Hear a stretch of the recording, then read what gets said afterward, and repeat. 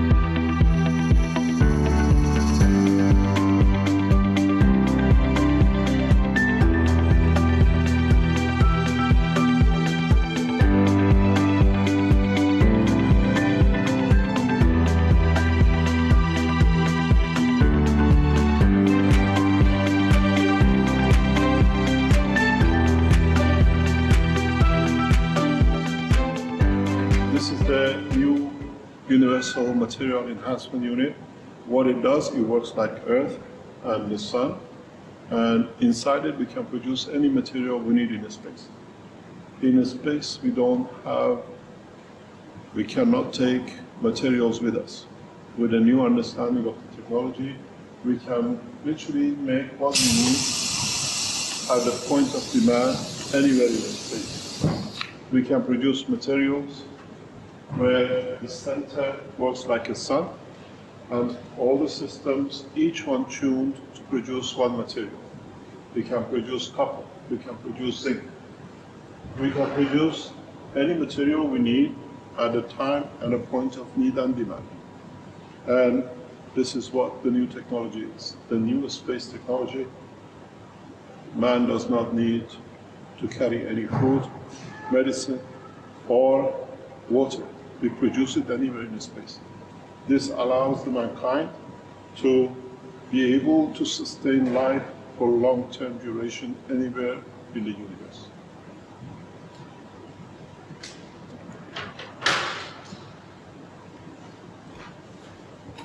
When we close it, it produces whatever you need inside.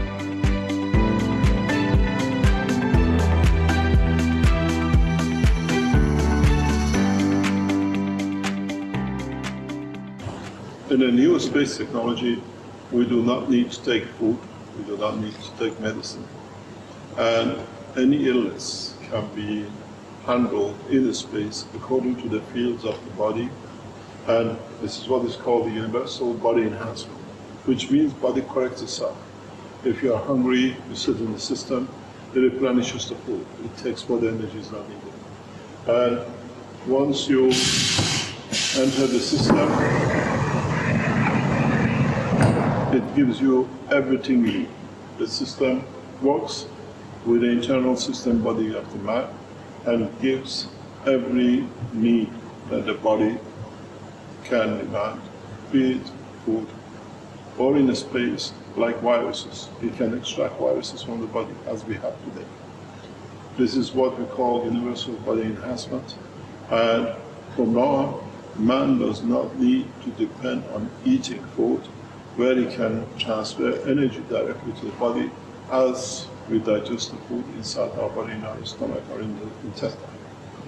This is the breakthrough in the space, and in so many ways, the beginning of a new era of space, without food, without medicine, without materials for man to take into space.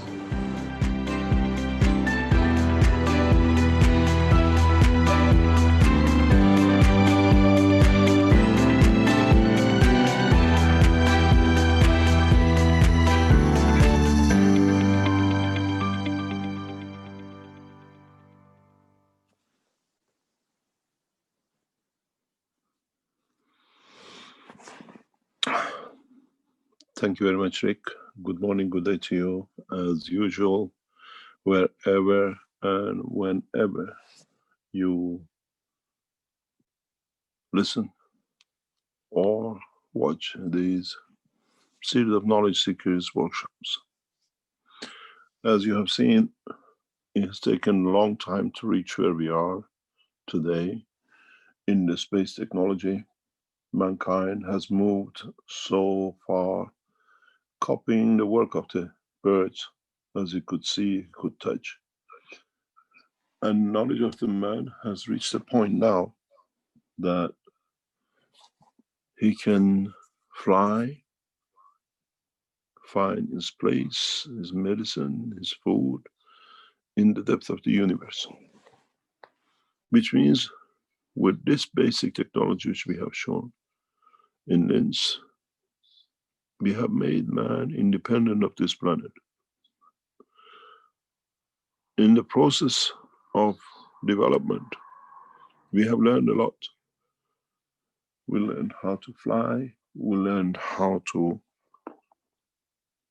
create energy, we learned how to create fields which are necessary for different applications, but now man has become totally independent. Of course, you have to remember that this is only the beginning of the journey for man. We see everything as we want. We work to attain new knowledge, and with it, we learn to be able to share knowledge, to share wisdom, to share emotion.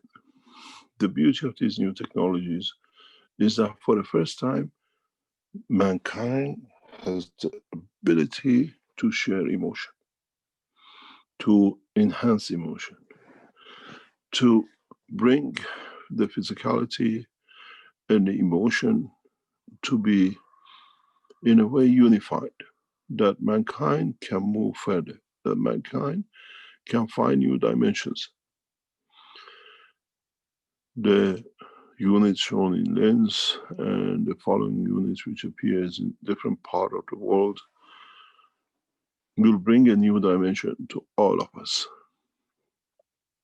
Today we see them as 2 units, and in a coming time they'll become as common as we go to take a picture in the picture boxes at the train stations, in hospitals.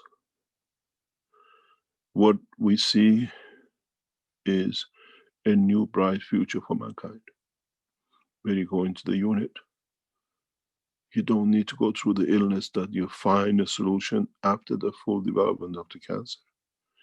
The body, the emotion which will lead to the cancer is already within the first hours processed, handled, and the life changes. Mankind will never see cancer anymore. Mankind will never see illnesses the way we are used to anymore. Because for an illness to show itself take years, where you have handled it at the beginning, at the outset. Mankind will write the history of medicine as part of the progress of its own understanding of its own structure, and no more.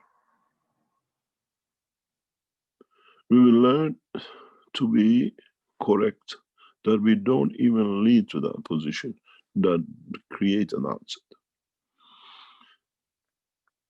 The development of these machines, as we see today, is and will be a breakthrough for humanity. The beauty of it is that we will strengthen this technology further. As of yesterday, as I explained to the Keshe Foundation development team, a new system will be released in the coming weeks and months. This new system will be individual system, which means you can keep at home. It'll be a totally different technology than what is used in these machines. At the same time, the new technology breakthrough, which is to come out and to be released, will bring a new dimension to human life. The most important part will start training man to behave and live as is in space. Never ending life. What this means is, at the moment, as a human race, we rest 8 hours a day because the body needs to repair itself. The body needs to replenish and extract and give new energies in a faster way. With the new technology, man is replenished at a point of need, and we'll find out slowly sleep becomes eradicated from the life of the man. It's like the sun will shine all the time, does not have an 8 hours break. This process is what the most of the universal community lives through and lives with. And now mankind has to learn that there is no end. It's one continuous joy, not to miss a thing and be part of all. Resting time is the habit of man. And with these new technologies, as they emerge, people will find out there is no need to. The body continuously replenishes itself, continuously will add to itself. The new versions and the further developments will make that very clear. In that process, man will learn not to become aggressive. Man will learn to be peaceful. Man will learn that the life is one contribution to be part of and be the creator of that part.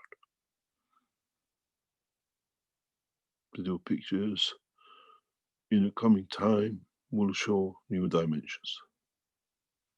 Man always strived to have materials. Now man can have any material at any point. In the future systems which will develop and will release in coming months, as you understand the merger of the two units together, what you imagine you can make in that. Today, 3D systems will become a reality in the dimension of the thought of the man. You think of a cup. In the other system, you make the cup, the shape, the color, and everything else you can imagine. The development of these new technologies opens a new horizon.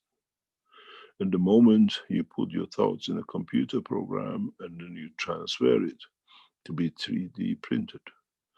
With a new technology, you don't need a 3D printer, as the combination of the work of the system as you think and the reactors in the other side will do as you wish. These are not far-reaching. We see it in the next 2 years, maximum, to be in the reach of the man. Because once the society takes hold of the knowledge becomes unlimited.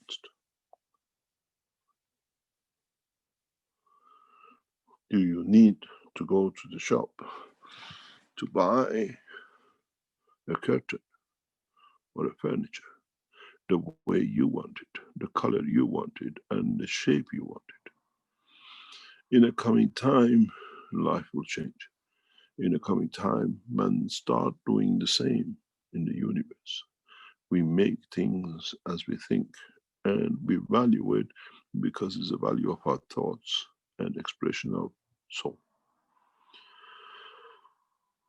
In the coming weeks and months, Keshe Foundation Austria will release a number of new technologies. We were waiting for the exhibition to open. And in negotiations and ways we do, we try to spread the manufacturing of the goods across the planet. The exhibition center in Linz most probably will become a permanent place for demonstration of the new technologies of Keshe Foundation. We will reside in this place as we can, as long as possible, to show new technologies. People from all over the world will come to Linz to see the latest developments. In the next coming weeks, the Keshe Foundation Austria will release your elusive generator, which you've been waiting for so long. The structure of it, the new version of it, will be displayed in the center. And with it, we create new fields within the structure. In the past few days, many times, we looked at how this exhibition can be added to part of the Keshe Foundation permanent place that the world can come and see. As you were aware, we were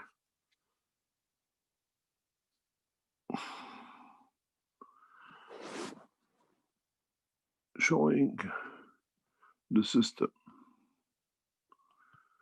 and with it we watched and we monitored how the structure will take place and how it will be added to the knowledge of the man. As you're aware, we are allowing limited number of people in and with pre-accepted application. To this way, it allows us to be able to be in control of what and who and the way we want to dissipate the knowledge directly firsthand. As we open the doors this week to public, and majority and primarily those who were interested in the purchase and work of the reactors, we allowed a limited number of people to attend the meeting. As you see, it is well controlled, and we decide in how and who will be allowed to see. And in so many ways, as we are in Austria, Austrian team of knowledge seekers were priority for us. And in so many ways, we open the doors to public, but in a controlling way to understand the totality of the knowledge. Keshe Foundation Linz has become a reality that world of science and technology has to accept. The new knowledge now has a home, a permanent place, a permanent manufacturing base, research and development base. As you understand, both works hand in hand. And in so many ways, understanding the technology in its totality is the work of the foundation. In the coming time, we allow school students to come in, people from universities around the world to come in, to learn, to feel, to touch and be part of. The beauty of these two systems is that we can transfer mankind's and understanding of its knowledge so freely and openly. If you understand the combination of the work of the two systems, you will understand in interaction of the two, mankind can satisfy all his needs. This is why we set up two units, one for material and one for the body of the man. If you read the book number 1 and go to book number 2 and 3, there is one space gap which is missing. And in that position, it is important for all of us to comprehend the totality of the knowledge. What is interesting is when you stand in between the two, you will understand one reality, and that a new science, a new technology, a new understanding of totality has appeared.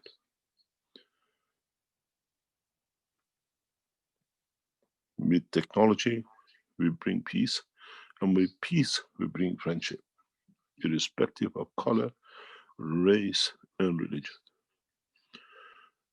We got to understand one point. If the governments do not support their own peace, governments need to understand the new understanding.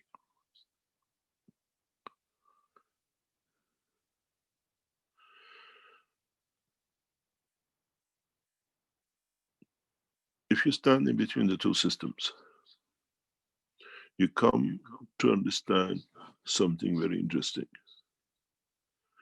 You stand on the right, you see the material, and you stand on the left, and you see the human.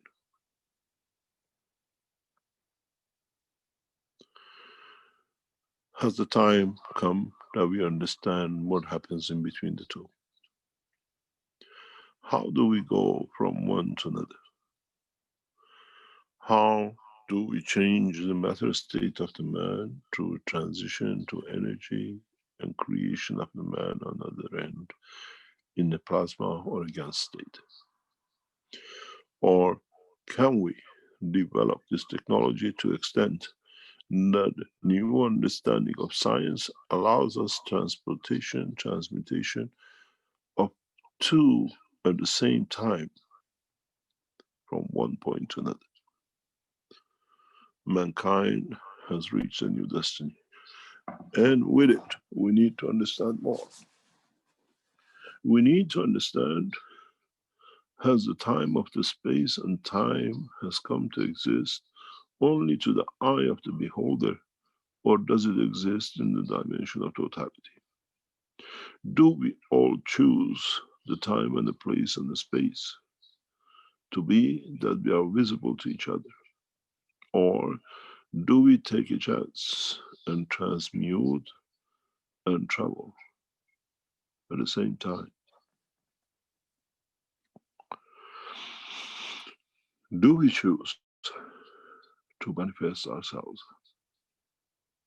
the eye of beholder of who we want to see us,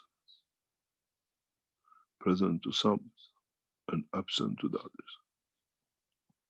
Today's teaching is about transportation and transmutation of elements, the dream of mankind.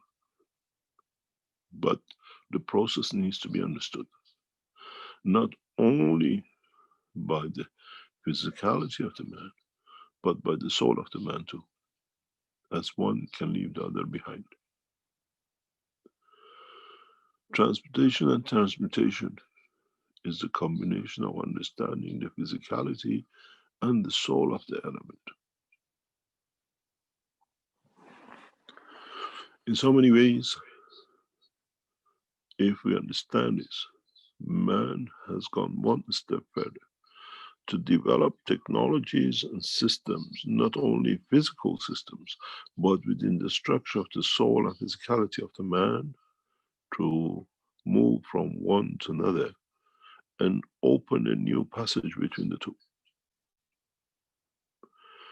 To open this channel, that the man can transmute and transport and travel, and at the same time be able to exist in both dimensions, needs a new understanding, needs a new knowledge, needs a new dimension.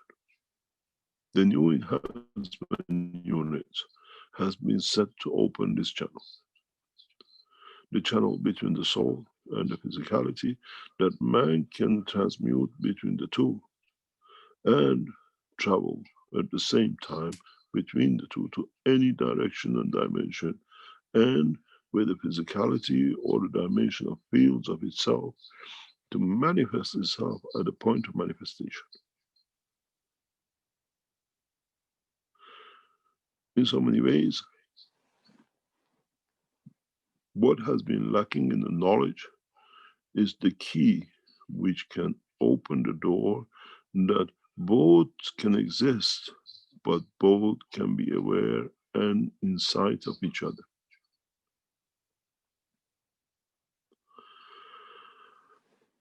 At this moment of time, the body of the man uses the space of brain and the materials and combination of gases which is used to make this, for this gateway, for this understanding. Now, with the presence and understanding of the new technology, mankind has a choice to travel as a light or travel as matter, or be able to travel through as a light, but at the same time to be the matter in the soul of the light. This has been one of the biggest dilemmas for the world of science, where in the world of lights and physics, sometimes we see particles and sometimes we see rays. With the man knowledge will extend that become particle that within it, within the center has the soul, that transfers the soul of the man to any position in the universe, and then as a particle it appears itself. It interacts with its environment and manifests itself at a point of manifestation in the structure and the physicality of the point of manifestation. I am the light. But do I travel as a light to enlighten, or do I travel as a matter state to manifest? Mankind has to understand the difference between the two. The man in the shape of the light to enlighten becomes the messengers of the God, the essence of creation and the creator. The man who chooses the light in a state of particles stays in the dimension of physicality, covered with the essence and motion speed of the creator. How this can be achieved? How mankind will endeavor to reach the speed of the light at the highest strength of the fields of the universe, to become maybe nearest to the speed of the knowledge and transfer of it in the level of the creator. The further lights from the source, the further knowledge and understanding of the creation. And mankind is at the edge and not in the center. By developing new technologies that man can see in physicality, and then it can help mankind to transfer itself as a matter to the light, and as a light to the life on the other point, is the travel between the matter unit enhancements and the man enhancement body unit. This is part of the knowledge which has been hidden from mankind. And today we try to start a new cycle. And over the next few weeks, gradually we build onto it. As I said, by 5 months before the end of the term, we start the teaching of the universal knowledge to be completed, that in the next 5 months, man has time to understand and develop to be ready for the time of inception. In so many ways, mankind has no choice, as now is thought that he has to catch up with the knowledge. We took time. We took more time to teach. But now we teach you to travel with the speeds beyond the speeds of light by order of magnitudes in thousands of times. We think mankind has matured to this point. Yesterday, as I said, as we were talking to the people in the Keshe Foundation in Austria to develop the new unit, new knowledge has been released. And this knowledge will be transferred into systems that many people will understand, and many people will wonder why have not been understood much earlier. In the new process, we teach you how to change the voltage to current and current to voltage. And in a way, when you change from voltage to current, you transfer from transmutation to transportation, and transportation to transmute to the element on the other end. This is where the humanity of mankind in the knowledge of physics has lacked and never understood how to transfer directly the plasma from its voltage or its potential difference to a fast speed current. This process has been taught to the people at KF manufacturing. And you will see systems which operate on this to transmutation of the voltage to current, or in a way, transmutation of matter to light, and the light to matter at point of need. In the coming weeks, we will show you systems, simple systems that show you the conversion. And with this, it solves all the dilemmas of the man energy needs on this planet. Beautiful Tesla strived hard, but he could not understand.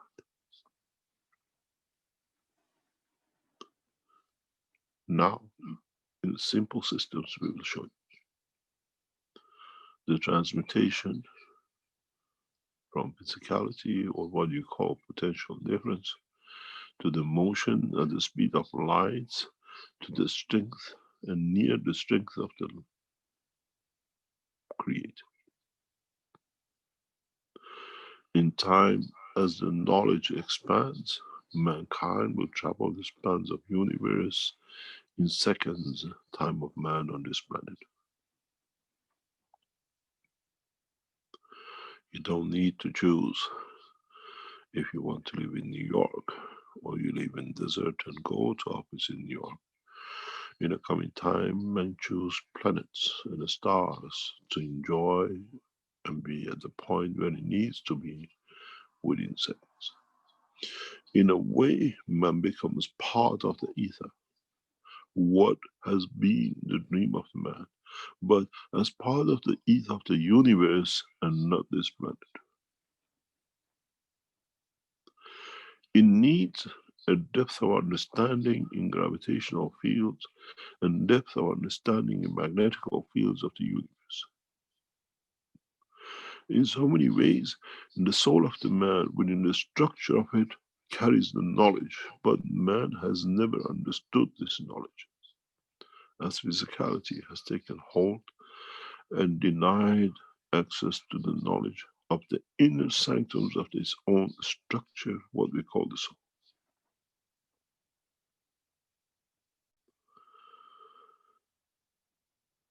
You have to remember one principle and one understanding. And as long as you keep that inside, you become the master of the work. Go back to the basic. Go back to understanding the work of the plasma. Go back into understanding the truth about transportation and transmutation of the elements in the essence of the fields and not matter.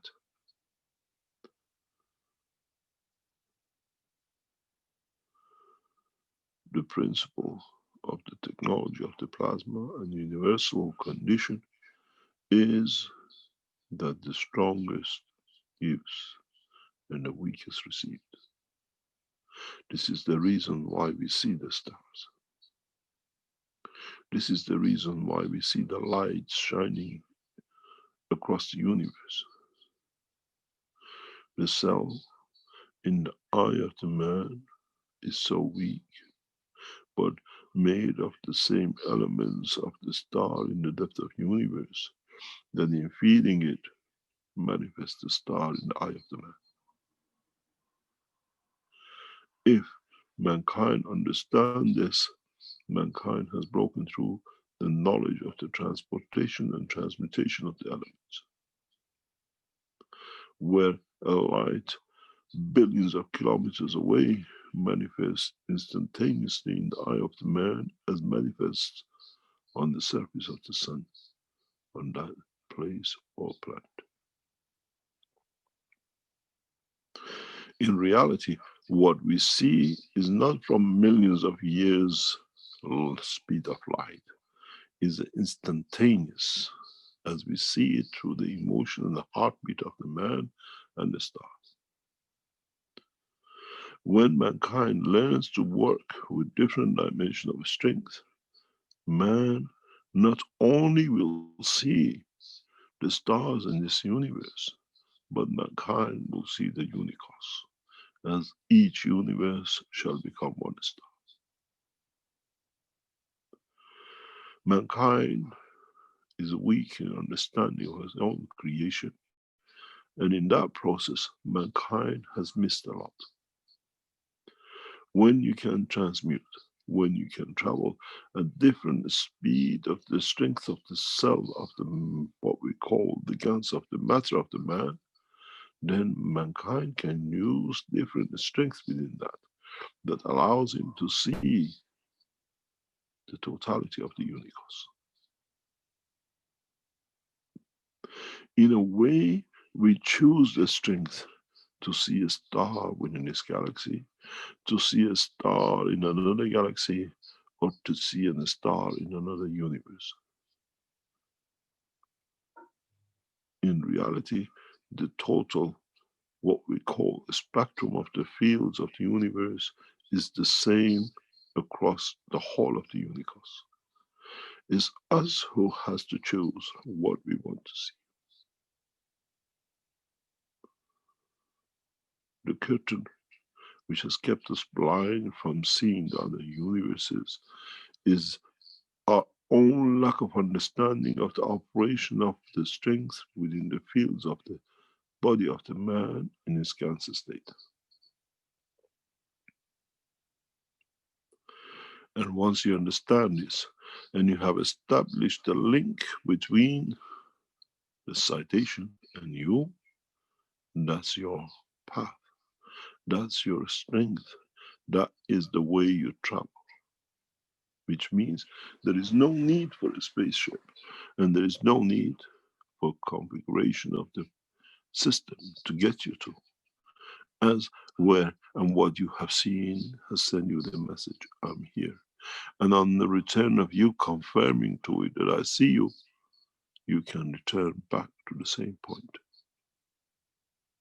In fact, mankind has to learn the new transmutation of elements to light and understanding and configuring within his own, what we call comprehension, the speed he likes to travel. As the light from the star in the depth of the universe, as it reached to our eye, we have already confirmed his location, and we have sent the information back to it. We have fed to it. We have become the other twin star of the star we look at, because we confirm its existence. And in that process, we can travel as a light, as a ray, to reach, and at the point of manifestation, to confirm into matter state, or what we call particles in the world of the physics of today.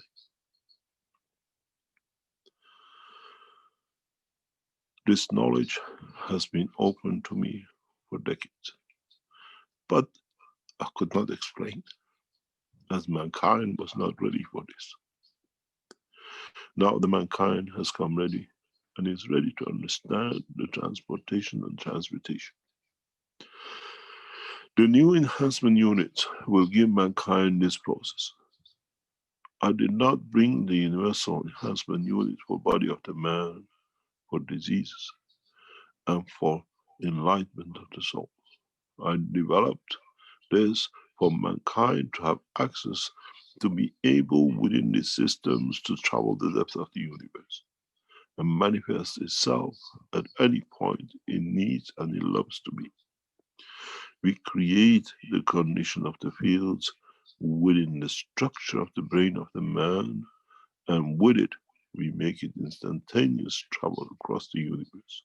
Transportation within the structure of transmutation of the man's own fields is the most safest way for man to travel as a ray. In so many ways, these new enhancement systems will allow mankind not only to perfect his own body, the future versions will allow man to travel the depth of the universe.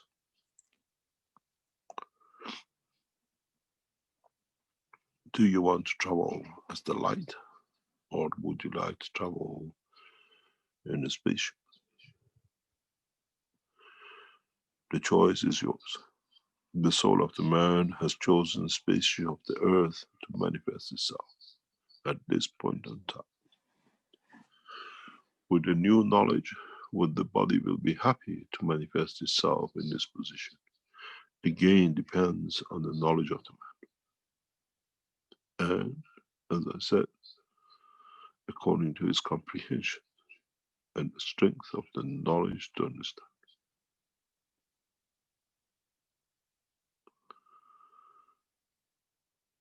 Now we understand how easy it has been and how hard to keep the knowledge away from the man till man matures step by step in the knowledge.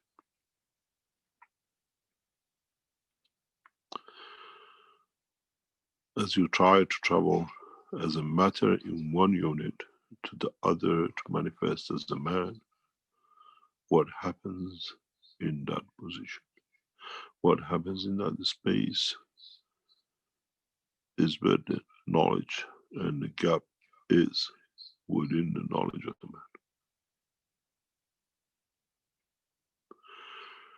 man. And this is how that we will fulfill the promise in the coming weeks. And in so many ways, we allow the mankind to travel beyond the speed of light by thousands and millions of times order of magnitude.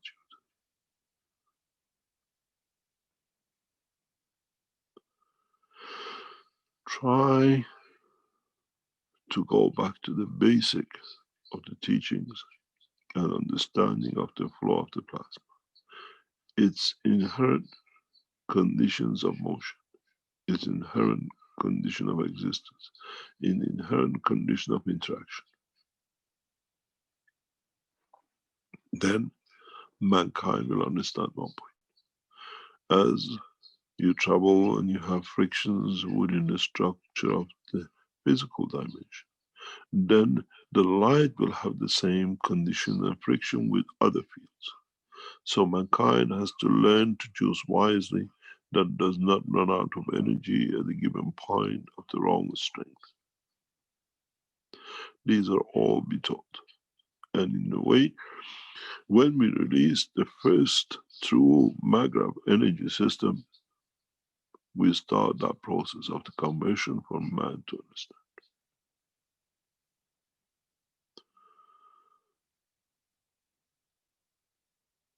We have opened the Pandora box, and it's for man to understand if he wants to be the Pandora or would like to be the box.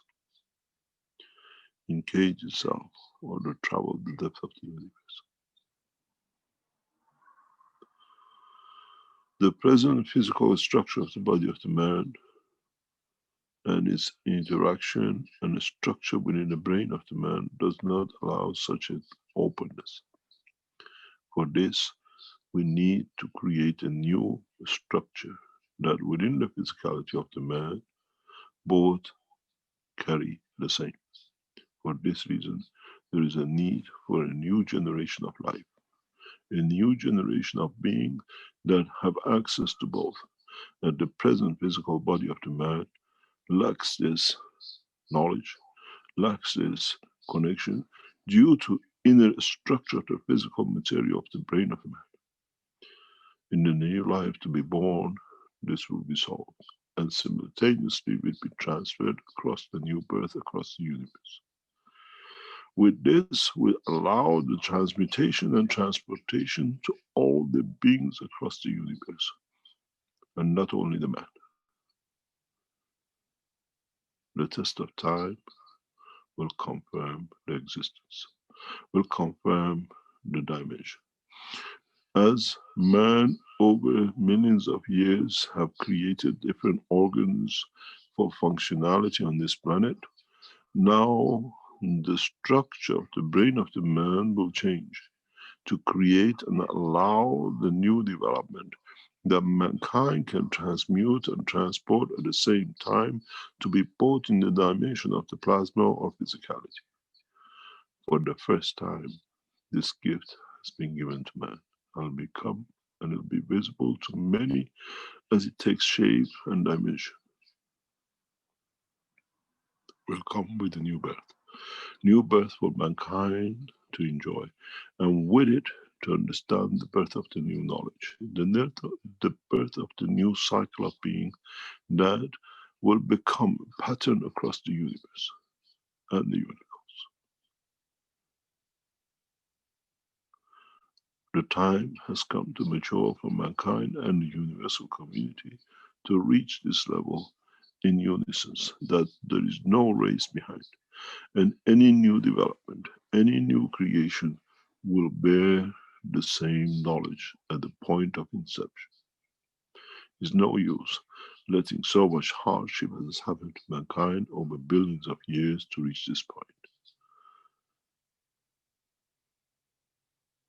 Mankind has to understand the new structure of physicality of the man comes through the existence of the new plasmatic field which has been released by mankind and through the development of these new technologies. In time, the atmosphere of this planet will change, which will accept and enforce the new structure. As we created the birds, now we create the freedom, soul of the man in the dimension of his own physicality. That there will be no nation but one. As man will exist in dimensions as he wishes and where to live and where to exist. Illnesses and food will not be a part of the new structure, only the love and care.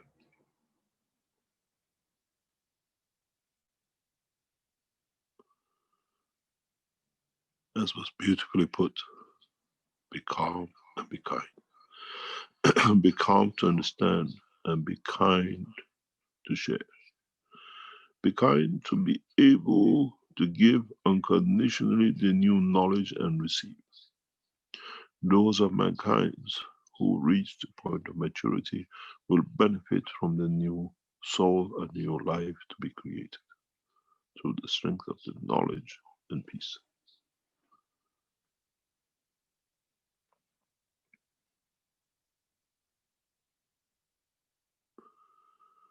In so many ways, in the coming weeks, as we open the dimension of transportation beyond the speed of light, in the dimension of a physical matter state, this will change many things and many operations on this planet.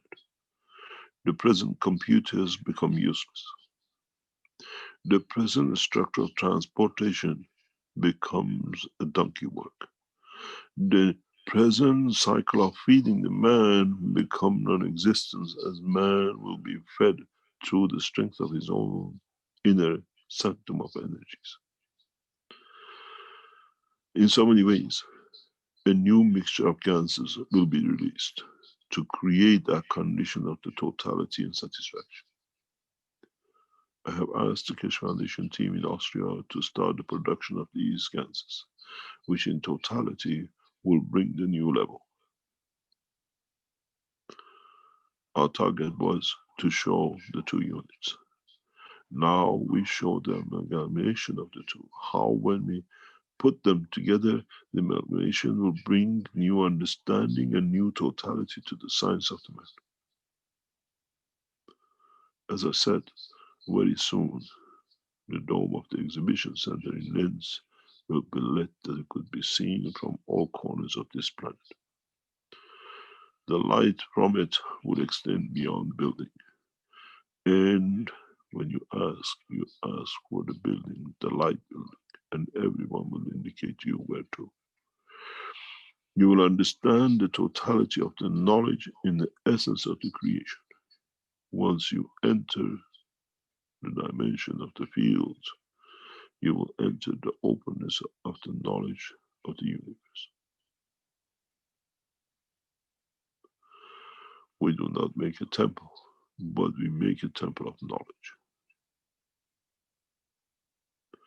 Not the temple to pray to.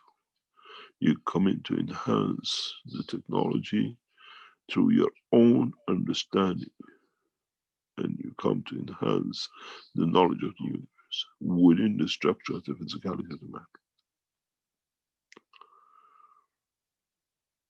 The process to start the Dome of Light has been explained to the team, and in coming time will come into operation.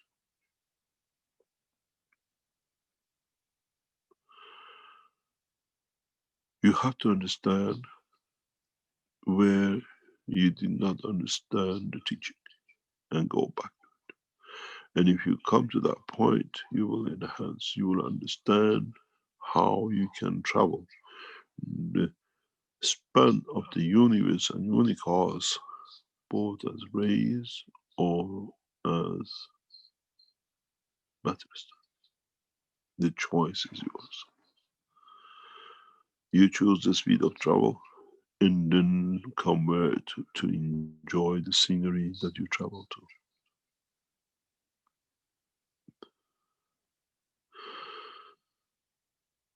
It's very much how much mankind will understand that it can go further within depth of the strength of its own fields to become closer to its creator, to see its light.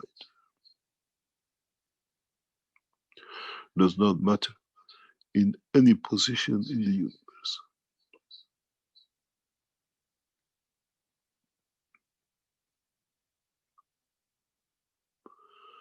When you see the figure sitting on a chair in the system, we don't target the physicality. We target the energy which created that physicality. The beauty of the physicality comes from the essence of the energy center, or what we call the soul of the man. When you see that beautiful body sitting on the chair, you admire the creation of the creator. How he has transferred the light into life.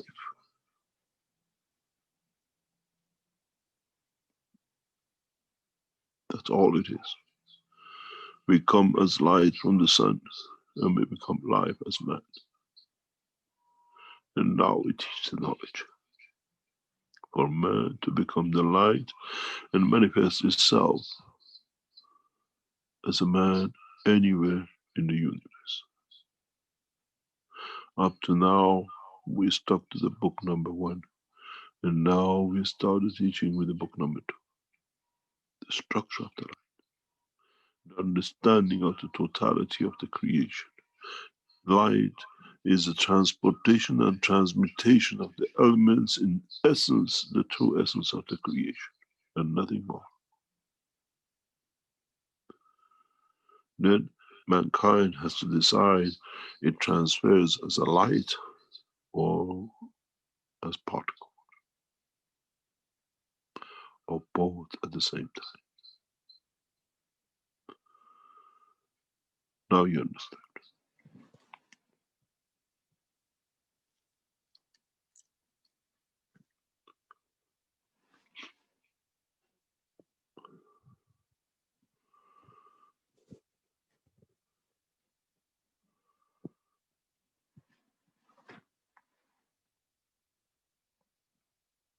Are there any questions?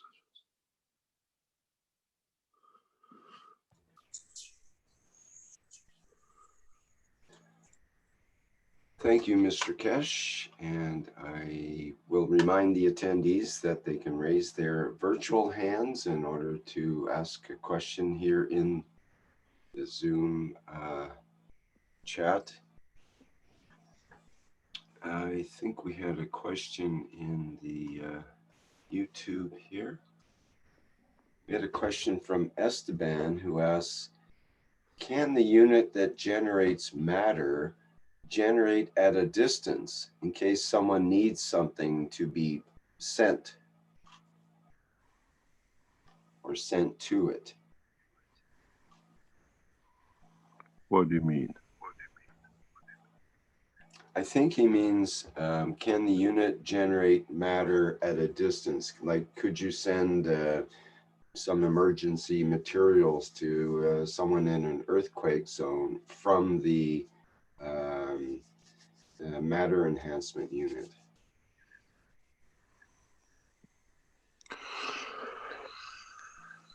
If you're still in a dimension of physicality, yes. But if you work in the dimension of the energy, what we call the soul, the person can do it itself.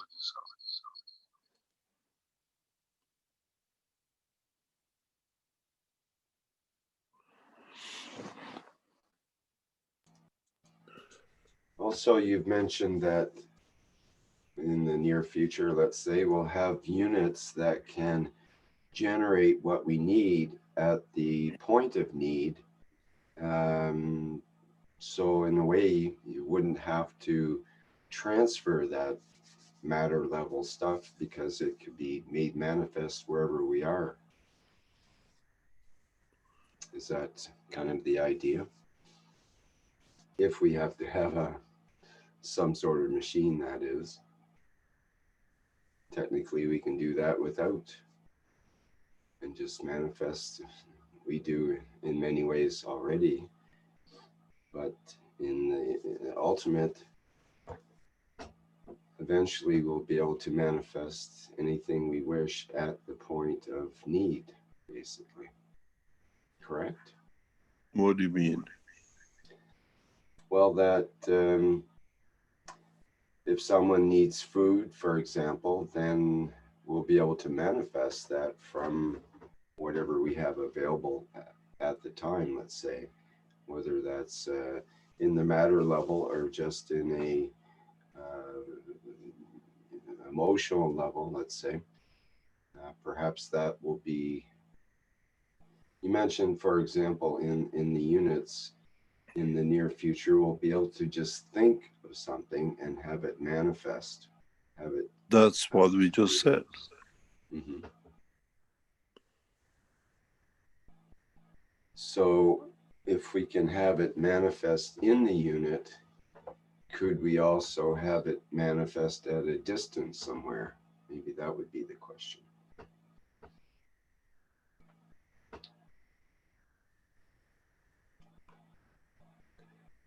Or is it the conditions within the unit that's the important part?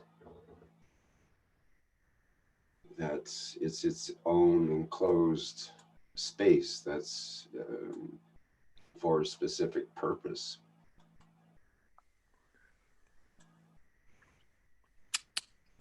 In so many ways, we decide everything. And in so many ways, the soul of the person decides.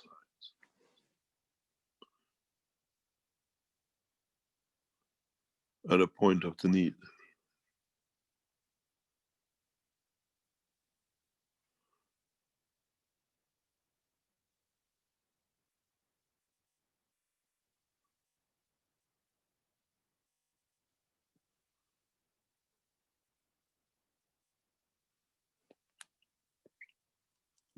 How do you know what you're trying to give is what they need to receive?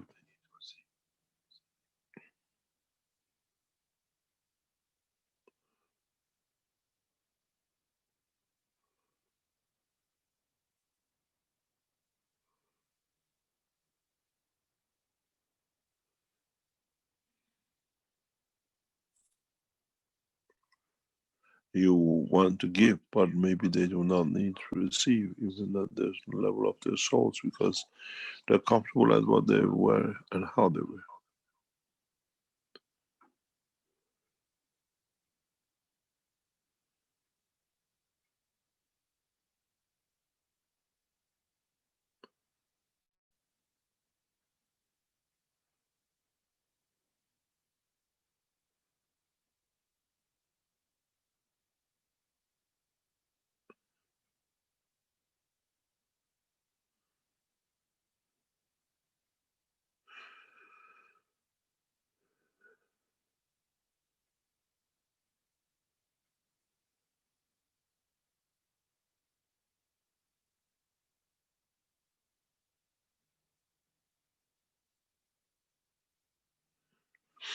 Any other question?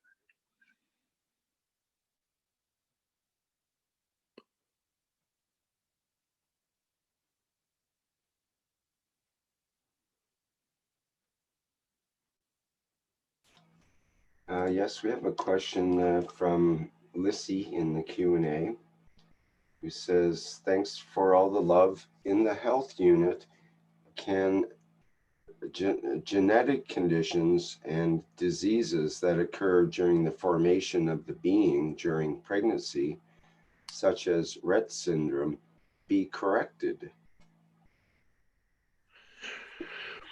You have to understand why that condition was created and what is the reason for it.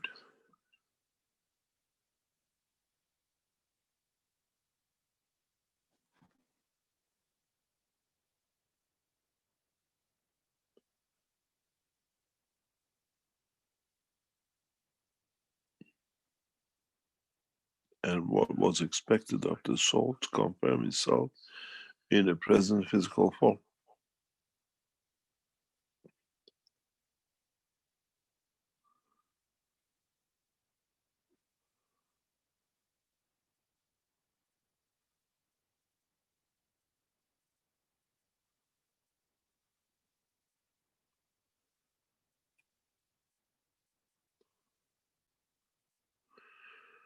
We got to understand why we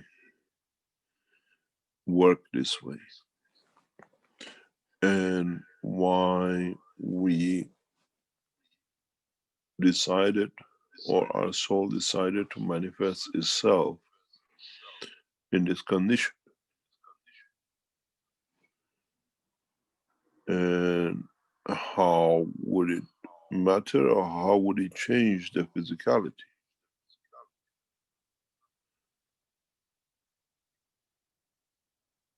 Would it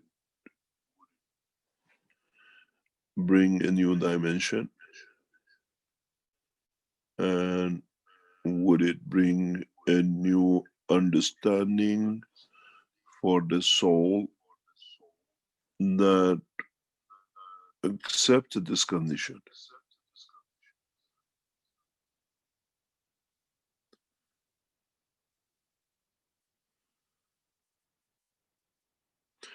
What our physicality shows is what the soul has accepted. And the soul accepts as a totality of all the structures and settings of the past. What feelings, what emotions will bring to the other souls this deformity or this change? Or is it a point of what we call evolution that mankind needs to learn in that path? Many changes, as we see diseases today, are partially and in principle part of the structure of a total understanding of the work of the soul in respect to its environment, physical or other fields of the other souls. This is one thing which mankind has never understood and has to be understood. That when a soul creates a physicality, everything in the dimension of those who led to creation of this soul, the parents, the grandparents, the past structure who led to creation of this soul, all have a say.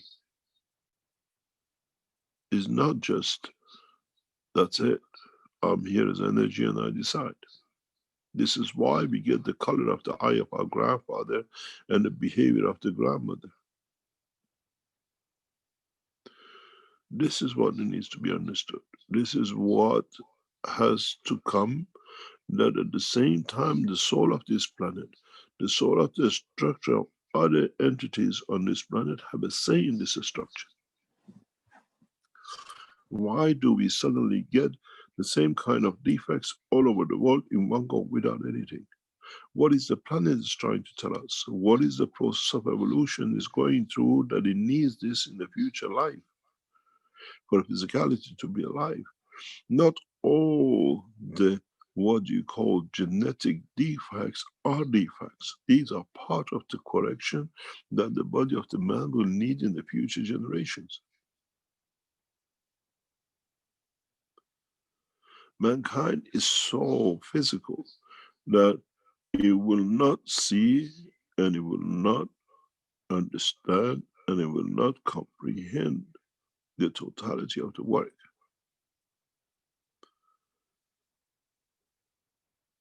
We are not present at all time to see why and how a soul is created in the shape and the dimension of physicality manifests itself.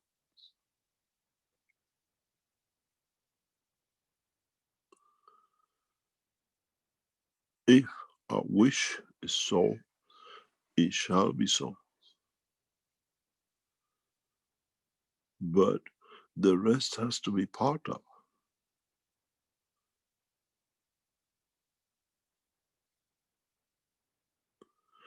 Everything has to be considered. Every point when the souls create the soul of the man, that individual, what you call physical deformation or what you call genetic deformation, and what might lead to termination of life at a given point by that soul, all has a reason.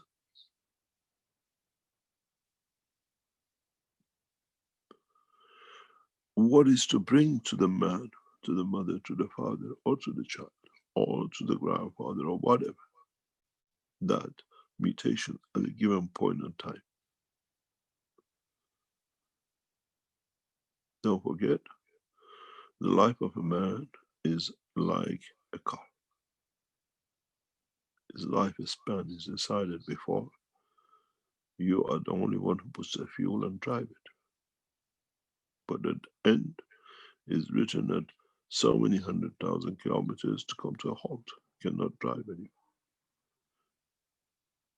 You're only a passenger who can move it around, and you feel it exactly like you feel the man and your physicality, which takes the car around. But the lifespan of the car is pre-written at the point of manufacture, and by the decision of what materials at which point to be used. There is no difference in the dimension of physicality. Only when you reach the state of the transmutation of the soul, then the time becomes timeless and limitless, zero time and zero dimension.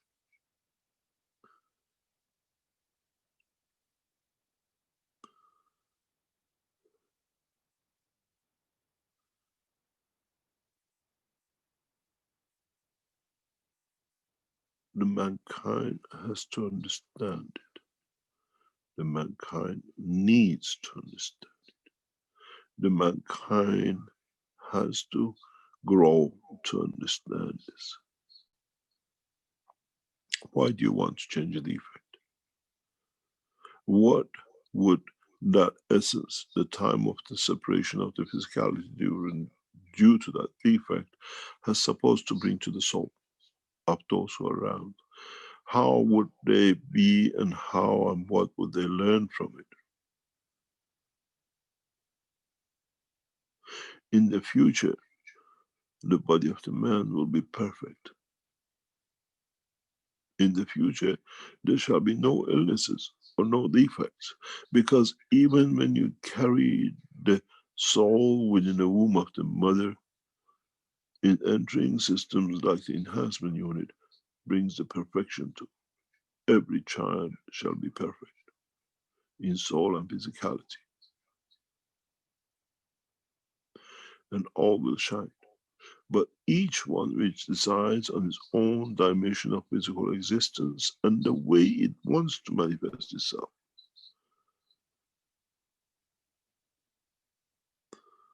Nowadays, when you talk about the defect, is it in fact a correction? Not only for the physicality, for the future, but for the soul of those who look after this soul. What wisdom does it bring? And what clarity of understanding of the knowledge of Creator?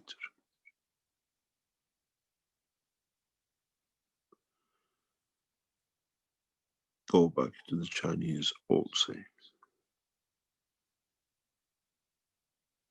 Pain makes man wise, and wisdom makes man rich. Not in the dimension of physicality, it's the same in the dimension of the soul.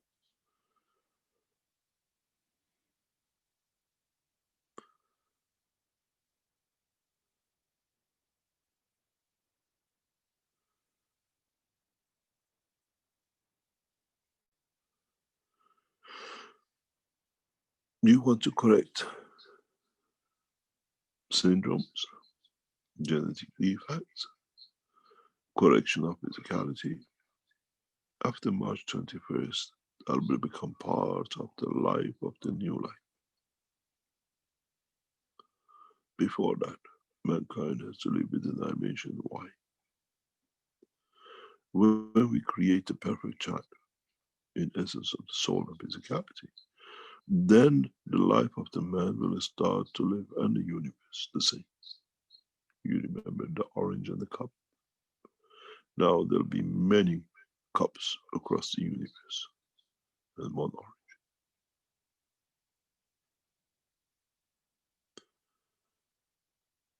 This is how the future of the creation shall be.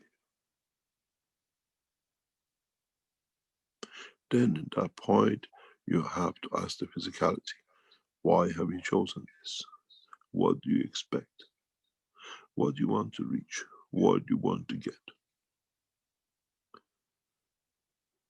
Attention, love, care, or the beauty. If it's the way you see yourself beautiful and you're happy within your existence, that shall be. But you cannot steal.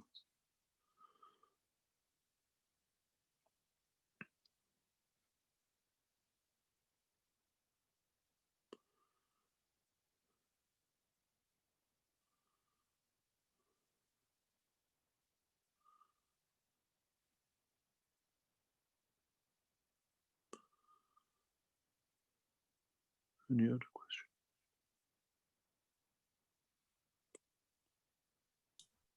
Hello, Mr. Cash. Good day. Good morning. Madam McQueen? Yes, I have a question from Chinese QQ group. Somebody is asking how humanity can know his goal of his soul. The goal of the soul is known by the soul. And in the future, the physical dimension manifestation will bring that for the soul. In a way, we carry the soul around to get what he wants and do what he needs. This is what we will learn more as we open the new dimensions and man learns the new ways to interact between the two.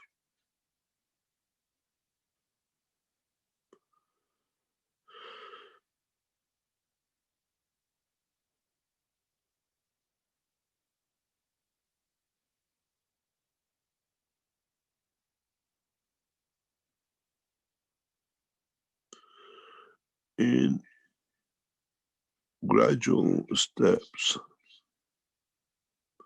mankind in a physical dimension will be enlightened to the dimension of the physicality of his soul.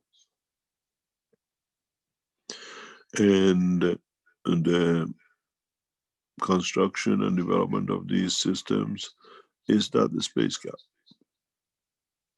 In the past, man used to get into elevators to go from floor 1 to floor 10 to be at a higher level.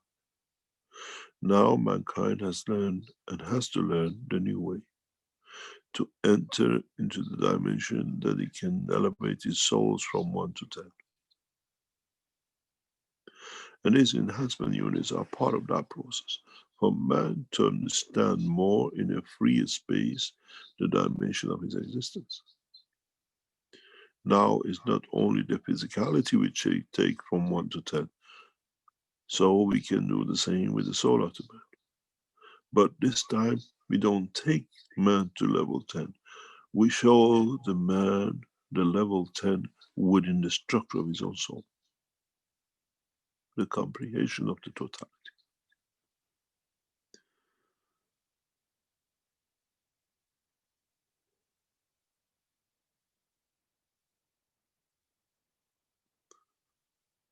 This is the difference. This is what is called the new era in the world of science and the space technology. It's not just running machines to fly, it's running souls to fly. The teaching is on 2 levels. One is on the level of the creation of physicality, and one in the dimension of the physicality. The choice is yours, and according to your comprehension and understanding of the knowledge.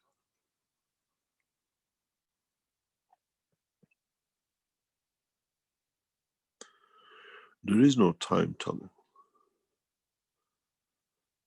There is no back to the future as you wanted, because the future does not exist and you cannot go back to.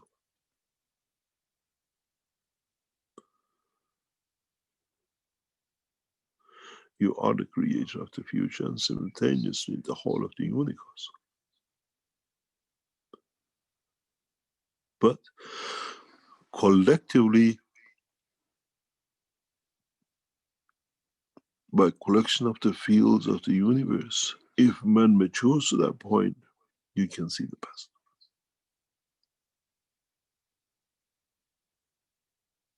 Always remember the friction and the dimension of the light when the fields interact, especially in the matter state. You've all been to school and you've seen how we put one light in the prism wall, and the prism splits the light into different lights. And now, which one of the lights is the true carrier of all information, or each one of them carries all the information? And then how many interactions these lights will have new prisms, and then what happens then? Isn't the first light the light of the creator? And prisms after prisms after prisms are in fact still the true knowledge and the light of it, but in different dimensions, strength and color and race.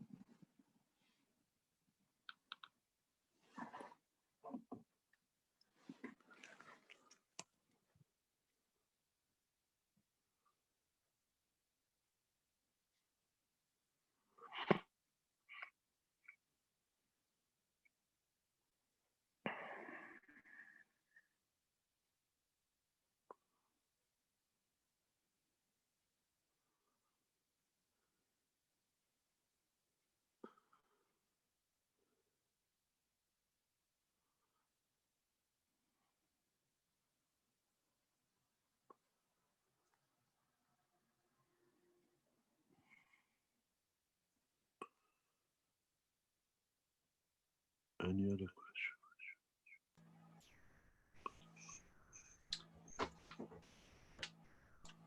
We have a bit of an echo there, Mr. Kesh. I'm wondering if that can be adjusted somehow. We've got two questions that are similar, so I'll kind of put them together, I think. Barbara is asking, how far back in the teaching do we need to go back? There are people like myself who are new to the Keshe Foundation teaching. And James asks, will the public teachings be enough to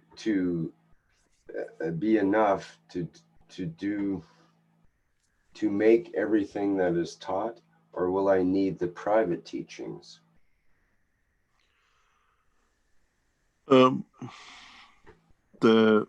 head of the Keshe Foundation has decided to extend the KFSSI and the knowledge seekers teaching in a different way as coming weeks and months. And the IT section of the Keshe Foundation will be set out to do this. What it means in the future, what I envisage will be that you can, or you think of a subject you want to understand, and the KFSSI back up and what they call Wiki and the rest of it will have separated everything that you can go directly to. The KFSSI knowledge seekers section is deeply weak, and from this month and next month will be strengthened heavily, which means you don't need to go to every point, but you can choose a point and go to it and learn that part which you're interested in. It won't happen overnight. It takes years of investments and work to be done. But gradually, this will be as part of the IT section of the Keshe Foundation, which is getting developed. And this is how the head of the Keshe Foundation sees it. She wants to go that way. And she's getting finance for that to be done through the IT. We interact and extend the IT into the Iranian IT section heavily. And we change our centers into servers into Iran. And most of the IT backup will come through the Iranian centers. This allows us a much more rapid system, a new system for security of all the Keshe Foundation framework has been developed by Iran, is getting tested, and soon will be handed over to the IT section for to apply on all the Keshe Foundation websites. This has taken a long time, it's developed fully by the Iranian team. And this will give us more of these opportunities to be able to secure. And allows us to let you go to the point by point and the direct teachings at the point where what you want to know. And maybe in the future, all the Keshe Foundation knowledge seeker teachings by other groups and languages will be added. We have a beautiful teachings in Brazil every Friday. It's amazing how much they share knowledge and what they bring new on the table. The same is with the teachings which goes with the Iranian teachings on Monday night. And most other languages will come into the same. These all have to become part of KFSSI. But now this is set in the hand of the head of the Keshe Foundation, and they will develop it that way. Now there's a budget going to be put for this KFSSI to become one of the main points of interaction, science and technology. And in discussion with the head of the foundation, we're budgeting and allocation of the funds for it to be done from now on that way. But most of our servers and backing will go into the clouds, and most of the technological development will come through people who know what they're doing with this and developing protections and knowledge sharing in a very rapid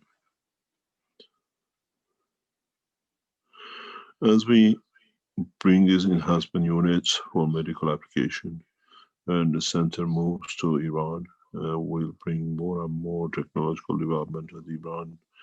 Internet systems and security is much, in some cases, ahead of the others because of the internal development, and we accumulate it by other, what do you call it, services. But the Keshe Foundation in Iran is building a separate platform on this, and it's been tested. We had some flaws in it, it's been checked, it's been getting corrected, and will come in. It's like if you go on the Telegram, you get a combat which is correct, what they call monitoring everything which comes on to stop the spams and the rest. A new program has been written, is tested, and it works perfectly at the moment on the Persian one. And we'll extend this to all the internets in the coming weeks once it's completed. And the same goes with the platform of the, what we call the new Zoom system, which is used. Is much more comprehensive than the present, what we use as a Zoom as teaching. All avenues from all the corners of the planet will be considered. But what we see, the new, at the moment, technologies on the internet coming to allow us teaching in a rapid way comes through Iran with a group of the knowledge seekers, because it's tailor-made to our need and we can fix it the way we want it. We didn't have this opportunity up to now. It's gradually building up, and with the Keshe Foundation team in Iran, we'll develop it further.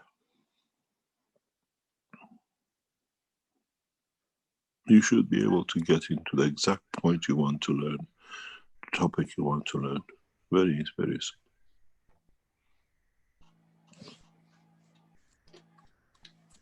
Sounds very good, Mr. Keshe. It's not a sound, it is working unit.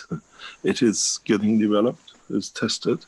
We take the combat of the Iranian, what do you call it, Farsi cache, which is already running on it, and fine-tune it to become applicable for us.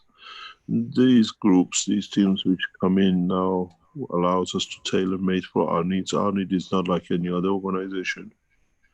We have teaching, we have research and other things, and have the whole cover under one cover. And the IT team is going to be extended quite heavily in the coming months and weeks as the wiki, or what I call it, the Keshe wiki is getting extended. All this gradually will come up. Now we launched the enhancement unit, and now we're going into a new dimensions for teaching. So we have to upgrade everything to our own level, what we need.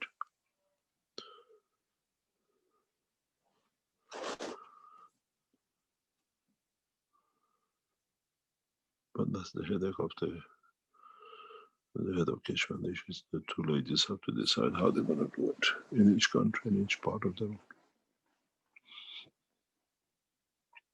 China has a different demand than the rest of the world, and the IT in China will be strengthened the same way.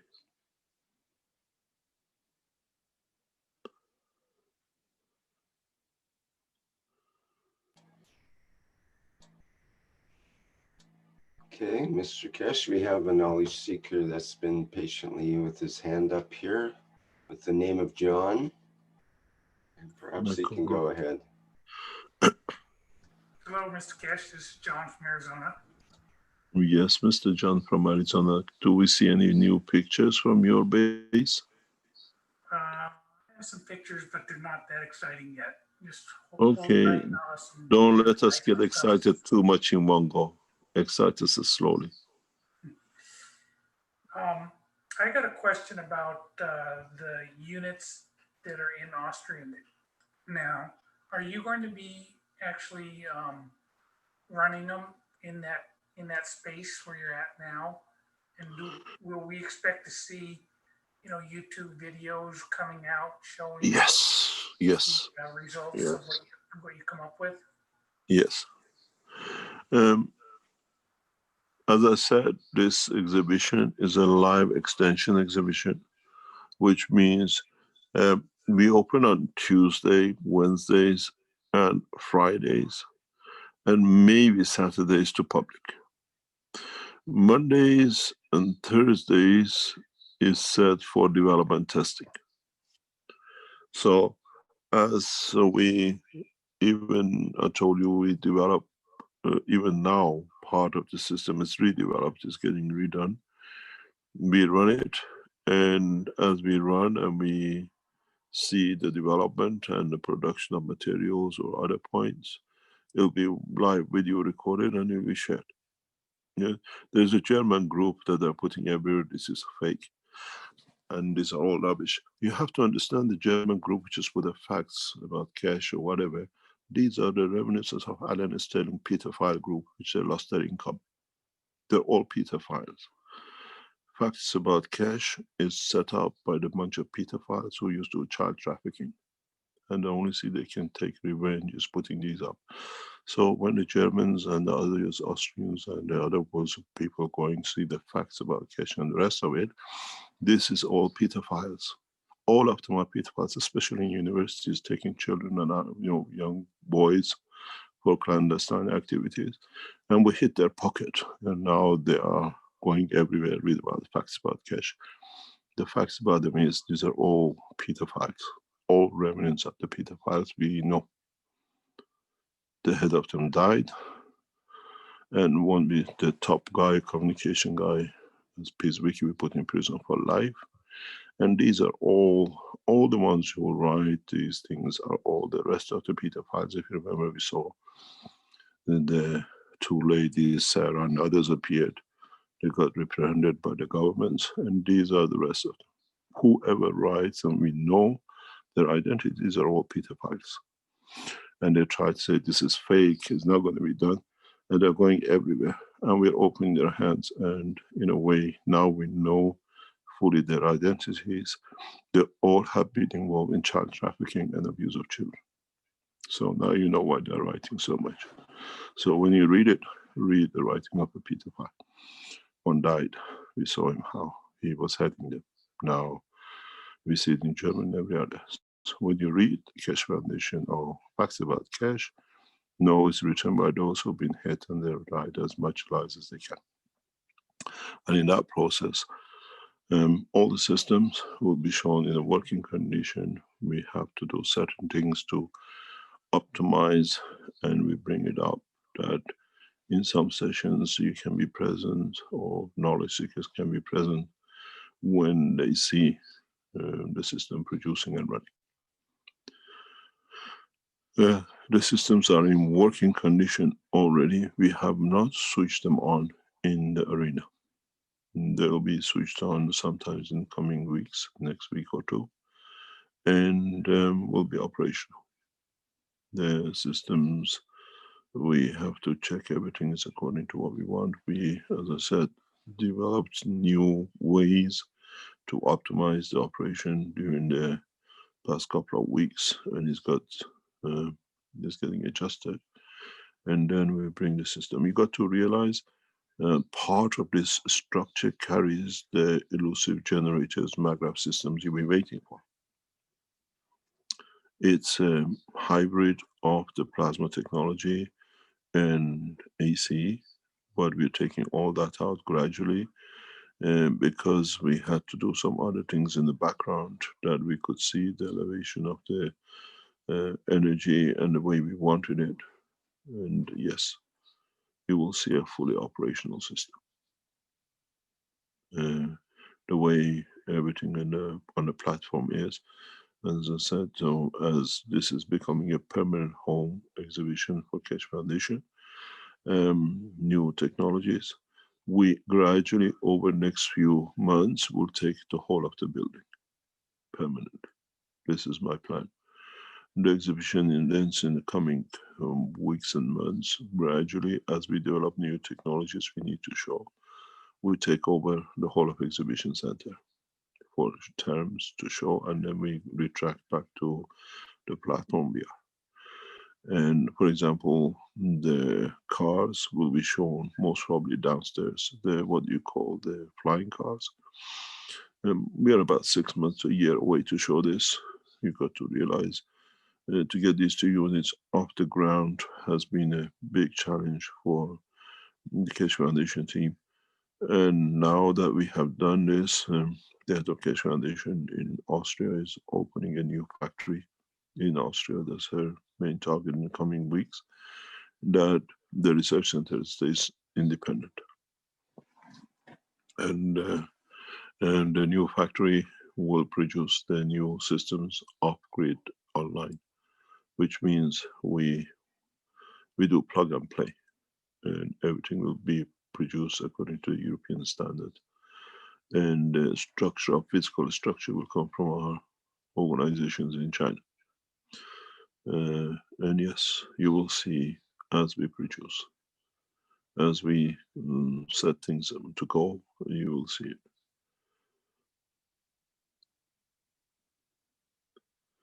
There are a number of knowledge seekers, wealthy knowledge seekers, who are purchasing these units for their own personal use, not to be shared. And they want to keep it in their homes. We will advise you, please do so. But at the same time, when you are satisfied and the pleasure of owning one thing to themselves, open it to the public or allow the foundation to use it for others who might benefit by it. We respect your purchases and individual systems for the families, but at the same time, maybe the knowledge has to be shared and its benefit of it. The whole process of knowledge sharing has to be kept in its ethos across the Keshe Foundation. But you will see the units up running, the new power generators, which you could not get going for a long time, you will see it in operation. We organized to have 4, maybe 6 units within the platform that creates a field dome. Most probably, if you pay a visit in the next couple of weeks or 3-4 weeks, you will see them.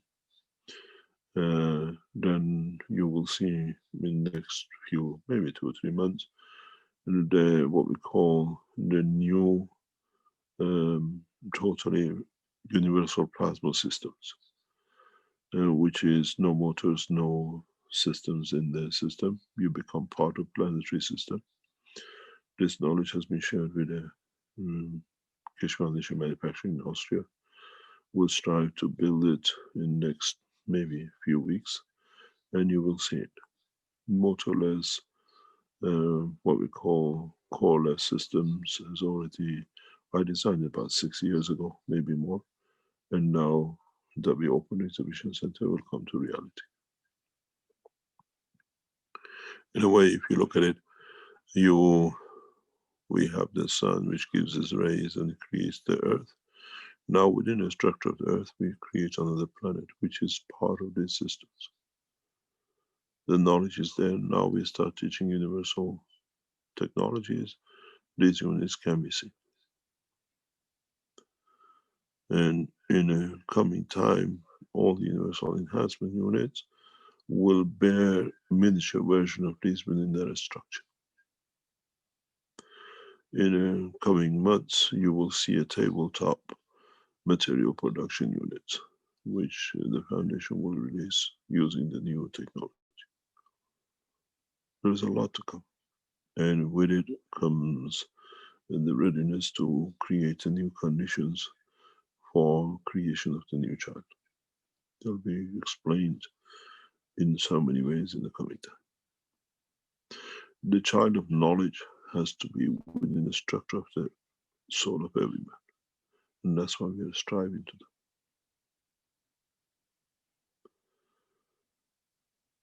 You will see systems running heavily, producing materials. The factory production unit of it is expected to produce up to 1 ton of materials per day, but has a different structure. Is I explained to the knowledge seekers who are involved how it will be done. We are producing systems for commercial level, which is the main target of the Keshe Foundation, to stop the depletion of the resources on this planet. The material system you see now, it will change into literally a field mine where out of the system will come materials on a continuous basis according to the need and the combination. Creation of alloys, creation of specific materials with given purities, all is within the reach of this system. And gradually in the next 12 months, as the lab gets decluttered with what we had, and the factories get set up by the head of the Keshe Foundation, Austria and Iran, China, Brazil, most probably United States, we will expand into this knowledge. We have the pleasure of the opening of the factory very soon in Nigeria, and then all the continents will be involved in one shape or another under control of the Keshe Foundation in production. We have reorganized the Keshe Foundation as I step down and the head of Keshe Foundation to take over the two ladies. They're planning their own plans and they're setting it out how they want to and how they envisage to come. And yes, you will see a lot of new products, and the both ladies are highly capable, both highly educated engineers, and they understand the work and they understand the management of the work. Now we are ready to move, but this time with capable people at the realm of the foundation.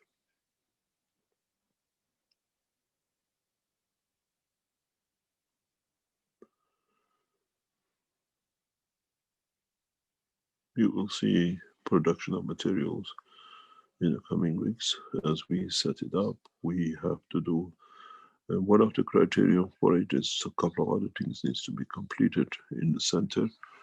Then in one point or another, or say in the coming time, where you look at the center picture between the two, you should see what we call the light source.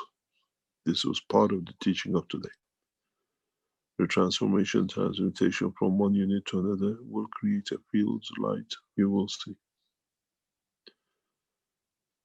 These are all part of what is to come. And now we concentrate on it.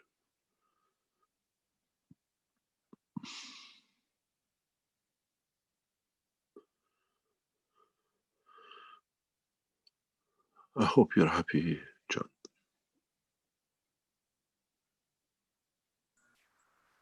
I'm happy, just waiting for the machines to show up. The machines are there, you see them. We got them perfectly. You get the what we call the aircraft version, not the expansion version, which is very fast and easy. And we're trying to deliver as one unit, as one piece.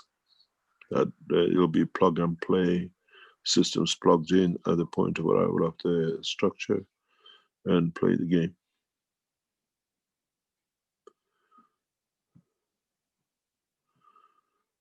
I think your place will be well enlightened. Can we see any pictures how far you got, if you don't mind sharing? Let me pull them up in the background and I'll share. I'll come back in and share. No problem.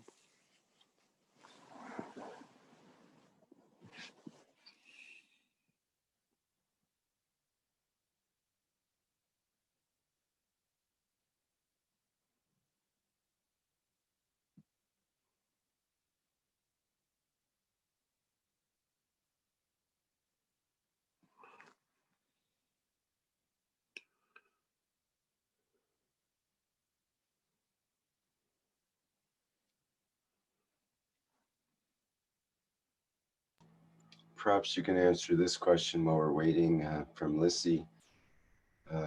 Lissy asks, do you have private classes for new students in Spanish when they return on September 20th?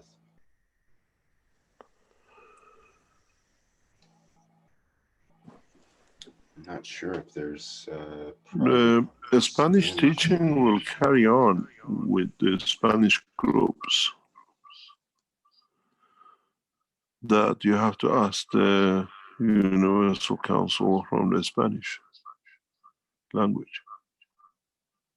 They are responsible for coordinating and organizing these teachings.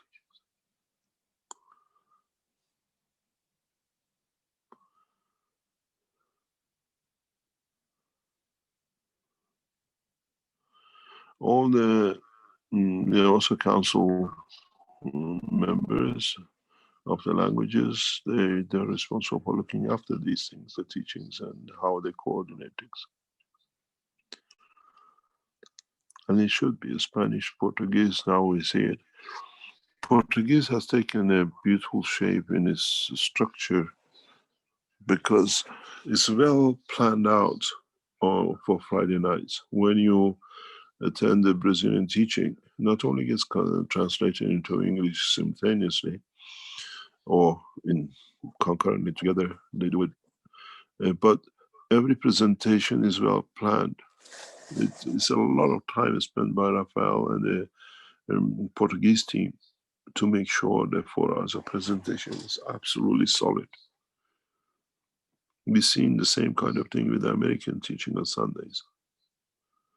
The Chinese need to pick up their teaching part in progress, what they do. But the Farsi teaching needs still a bit of a strength because it's only translation of the teaching on Thursdays. They need to allow the new people to come and show new technologies, what they learn or what they want to show. And these are the things which has to change slightly in each group, but overall everything is more or less done. But one part of the problem has been to understand each culture and how we can fit into it. Something very strange came up in the Iranian group. Part of the people who wanted to cash out on the technology now that it became very well known in Iran, they've gone to the government and said, Mr. Kesh is an agent of Israel and he is a spy. And I responded to the Iranian officials very simple way.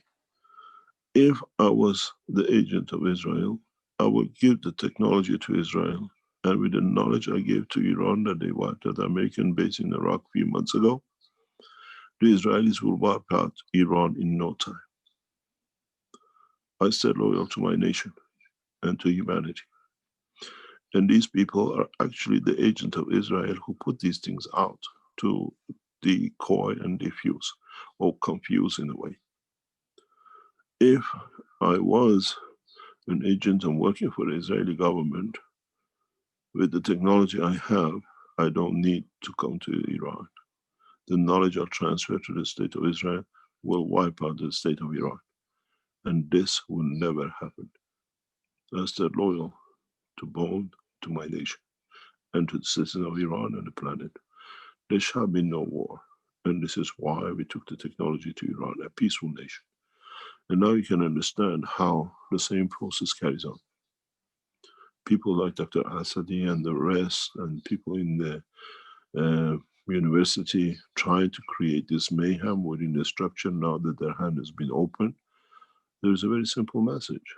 If we are supposed to be, as you say, we don't need to. We take the knowledge across and there'll be nothing left. So you are the agents and you're working for your own benefit because you have no status.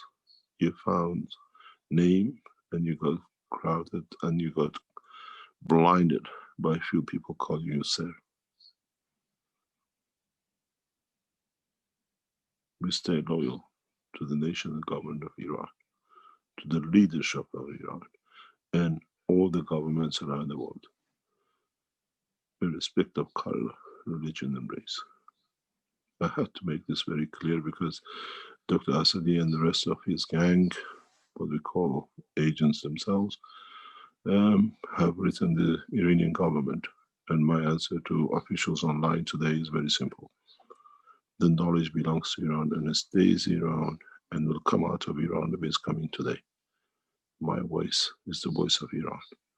And the knowledge comes on those bases to the whole of humanity.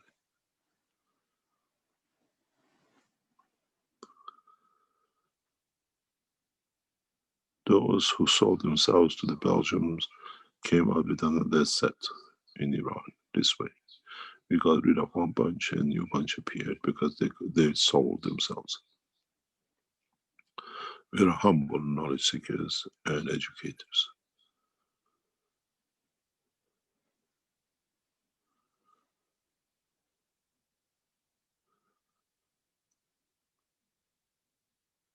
You got to realize that the Keshe Foundation has become part of Iran national, what we call civil defense, group of people who go out to help unconditionally with all the whatever be the struggle and what we call the problems.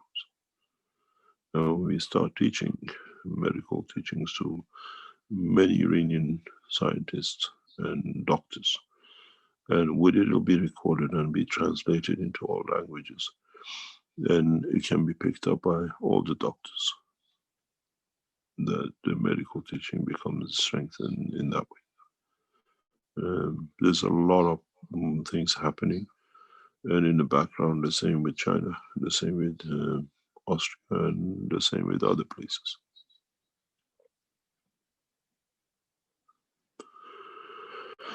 And hopefully next week, the education team will tell us which 3 projects are there to receive the €1,000 budget for their, what they call the teaching for the last term, that they can be financed for them to develop their technologies.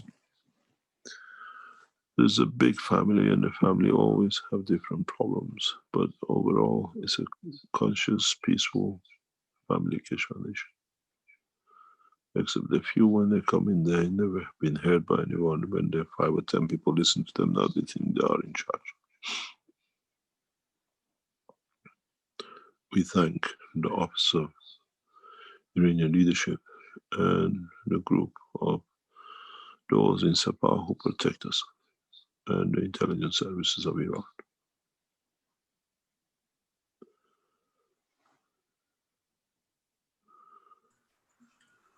Hey, Rick, do you want to give me the ability to share my screen? Press the green button. You want me to come out?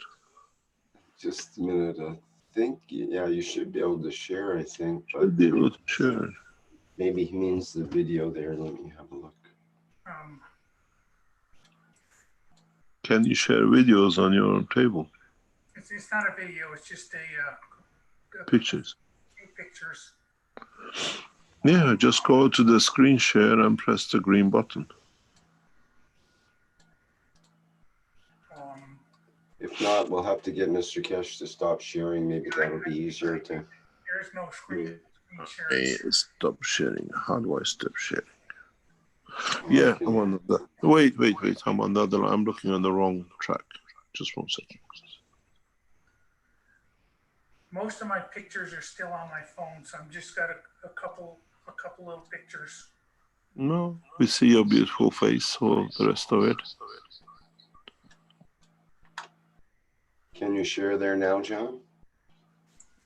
He should be now. Where is the share button? There's not a green share button. I should be able to share, I think. Let me see here if there's something astray.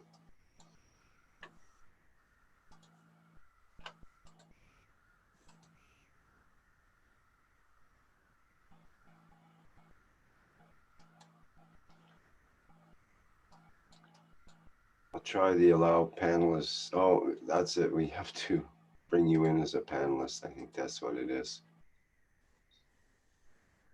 There we go.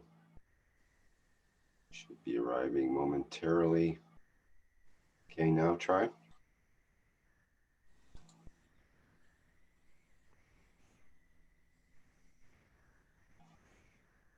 Aha. Great, thank you.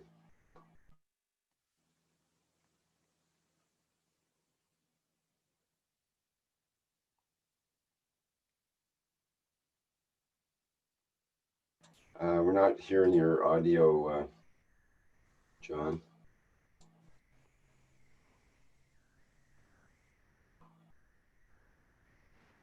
I'll try to unmute you maybe there. I can ask to unmute. Okay, now can you hear me? Yes, good, thank you. Okay. All right, so this is the door going into, we have two halves of the building. One half is office buildings or office units, and then we go into the wellness center. We had the entire space retiled, and we're bringing in new furniture. This is some of the new furniture we got. I don't have all the pictures. A lot of them are still on my phone, so I only have 3 pictures to show you. We have 3 different areas of the facility set up for offices. We're getting a glass office put in on the opposite corner. And we're going to get some pictures put up on the walls and such to pull it all together. That's really all I got on this computer. The rest of them are stuck on my phone. So that's what you get to see. But the facility is actually, if you walk through it, it's coming together really nice. We have special lighting. We have the dome. On the exterior, we've done a lot of improvements to get the whole thing tied together. And when everything finally comes together with the units and everything, it's going to be a top-notch facility that people will be proud of. We need to get stuff on the walls and finish with the furniture. We got most of the furniture in, but these pictures are about 2 weeks old, so we're quite a bit farther away from this little bit that you see here. That's all I got. What about the center? The pictures from inside? You want to see the video of the lights and the dome? Yeah, of course. It's a beautiful dome and it makes a lot of noise. That's what I was about to ask you about. What do you mean by dome? I want to know. Let him show. It's beautiful what they have made. We see your desktop, John. Yeah. Okay. Here we go. Okay, you got to take it out. No, I got it. You got to take it out and show. We're seeing your desktop pictures. I'm trying to find it. So let me stop sharing and come back. Yep. Okay, hold on.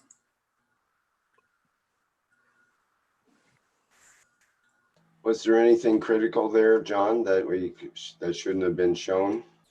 Because No. We would have to republish the video if that's the case. No. Okay. Oh, it's just. Okay, and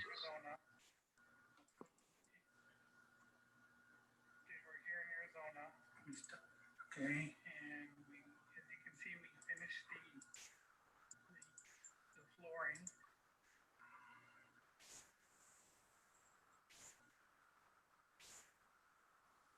Can you see that? Yes. See that? Yes. Okay, this is before we had any of the furniture in. Let's go ahead and play this. It's a short video. For the dome. The dome has a bit of an echo in the middle of it. Put a little design in the center.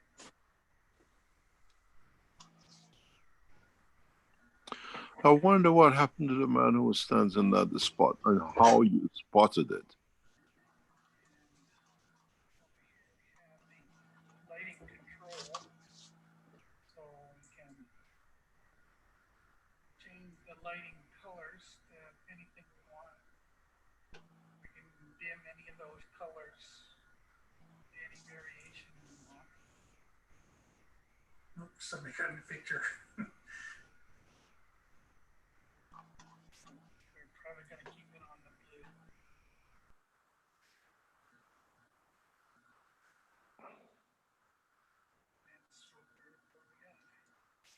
Not so much a high quality video there, but that was about a month ago. we've come a long way from that point. And we're pulling everything together to get it all set up as a total package. Thank This is you very version much. 7.26. Thank you very much. It's work in progress. The way the Arizona is set more or less become the blueprint for most of the centers we open around the world. And with the progress and delivery of the new systems, it makes it easier to work, much more efficient. You got to understand the new enhancement units are about 1.5 meter or about shorter than the expandable one. So it gives a much better positioning. And we can even go to 12 units inside. It'll be a complete set.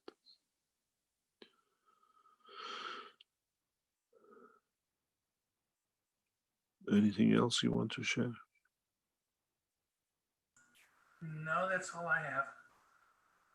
Actually, I have a lot more, but I just don't have it on video.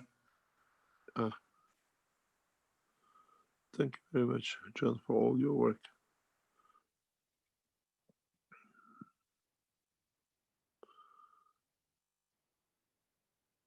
I think that center will be well known and recognized by people from miles to come.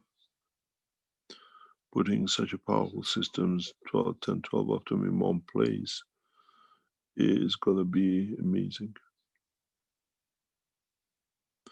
As I said before, many people will sleep around the building to get without going inside the building to receive.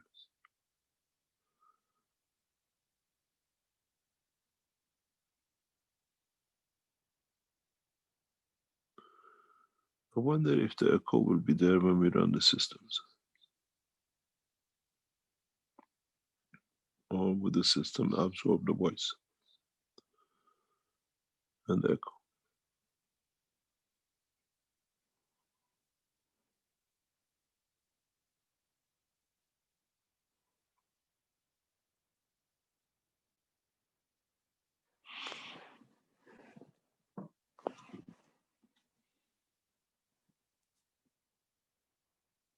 You know, my feeling is that the energy of the dome itself will actually help create a bubble effect of the units.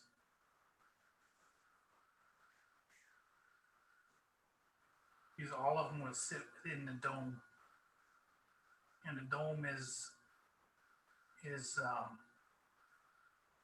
made with 5/8 inch drywall, so it's a solid dome.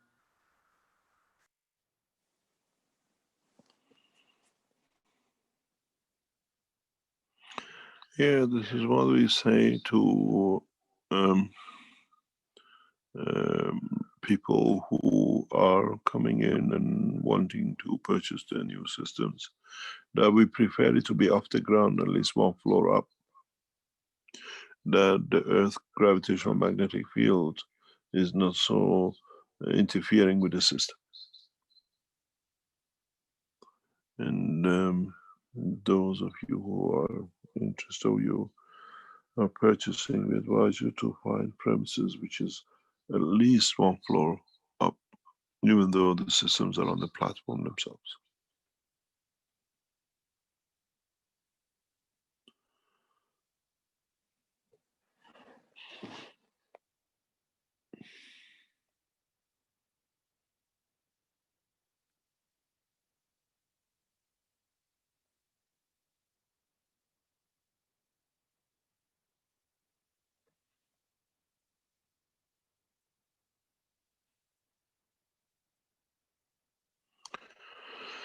Anything else to share? Not for me. Thank you very much, John.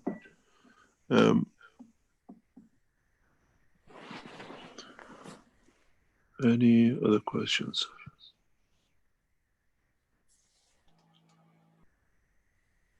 We just had Maria with her hand up here, I thought, and she disappeared. So I'm not sure if Do you want she's to still... take a halfway break? Sure. Yes, we could take a short break and put some media on for people to have a look at. And we can be back in, I think it's maybe 10 or 15 minutes or so of videos.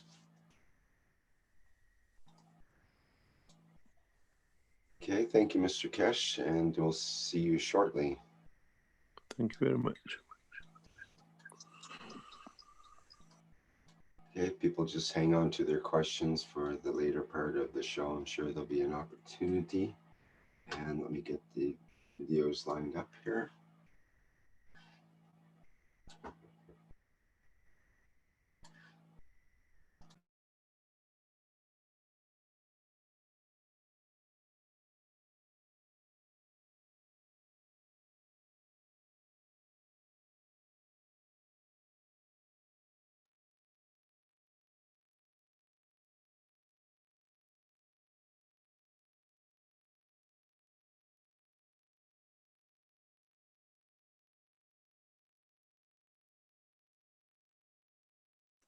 We have no noise. That's the way this video is, Mr. Kesh.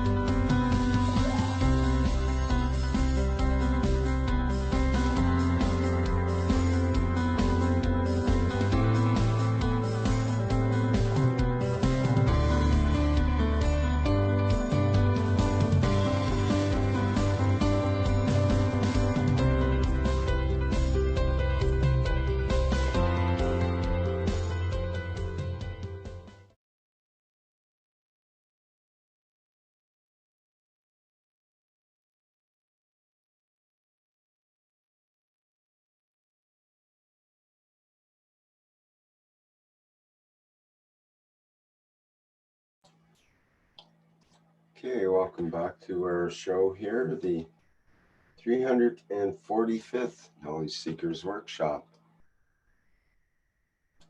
Mr. Kesh, are you ready to continue? Ready, able, and willing. As always, it seems. As Okay, well, would you like to continue with questions, or do you have some other teaching you'd like to deliver right now? Let's see, the question brings teaching. Okay. Well, we have two, what I call old timers here that old knowledge seekers, or maybe not so old, but they've been around for a while, Doug and Jalal. So I'll let Doug go ahead first and then Jalal. Yes, hello. I've been really wanting to show this little video that I took today of a bird, a magpie, sitting outside my window, and he or she was singing the most beautiful song. And I'd like to share that, if I may. Rick, how do I do that? Okay, you have a video you want to share, right? Yes. Okay, I think we can do that technology, I believe. So just a minute, I'll promote you as panelist and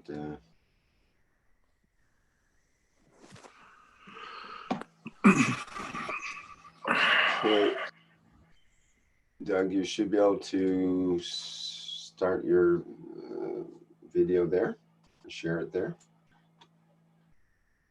I'll stop my sharing, might make it easier.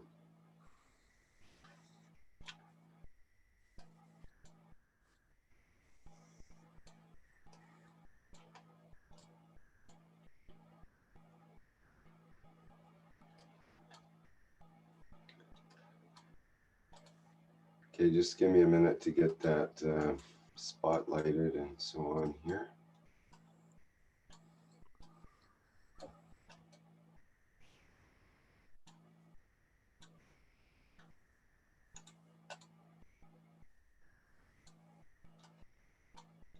Okay, I think that came through. It's a little unusual. Can people see that okay?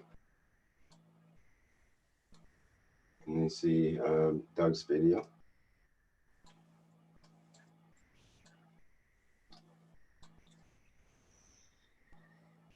I think you can't. Oh, there we go. There, I got it spotlighted now. Okay, you should be able to play it there now, Doug, I think. Okay.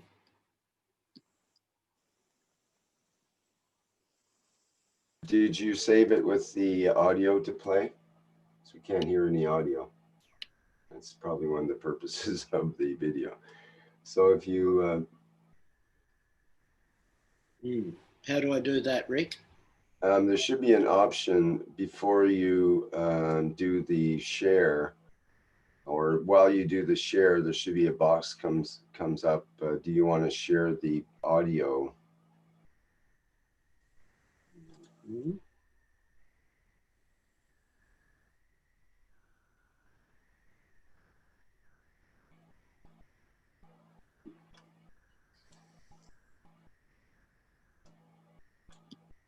Do you see something like that?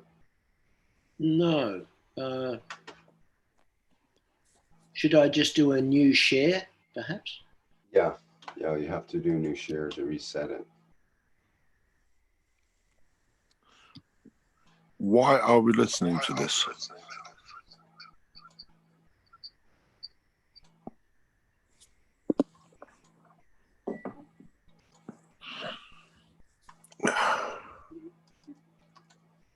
Well, we don't have to, Mr. Kesh. It was just it happened today, and I thought the bird was singing happily and communicating his joy.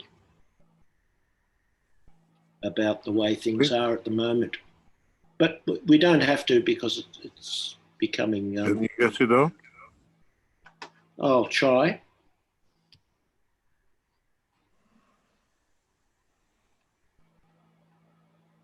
It's a long time since we had a bird.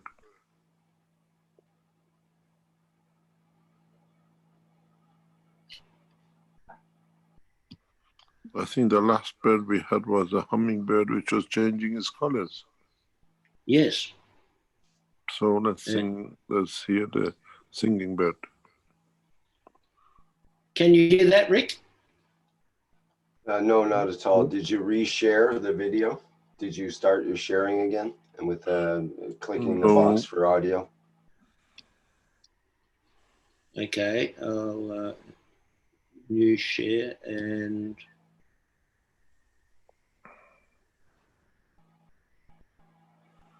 It's not resharing. You're seeing the same video, the same window.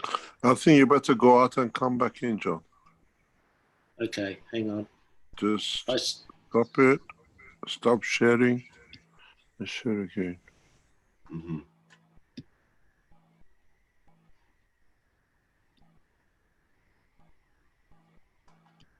Now, when you go to share, there should be an option there to turn on the video.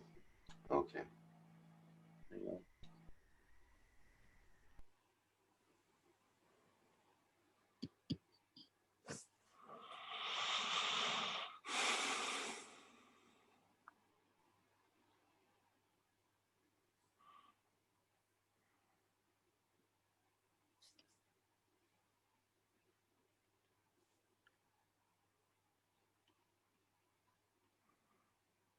I think, Rick, it's better for him to send it to you. The bird is moving, but no noise. No noise? Oh dear. Send it to Rick. Rick plays it up. Well, we can't because it's a large file. He tried to send it earlier and it wouldn't send. So you'll have to send it a different way probably, or shorten the file. Okay. Can we go to the next one? Yeah, next. Sorry. Thank you very much. Thank you very much. Thank you, Doug. When he can get him singing, bring him back. Okay. All right. Well, maybe we can hear from a bird of a different nature. Jalal, perhaps you'd like to come in here.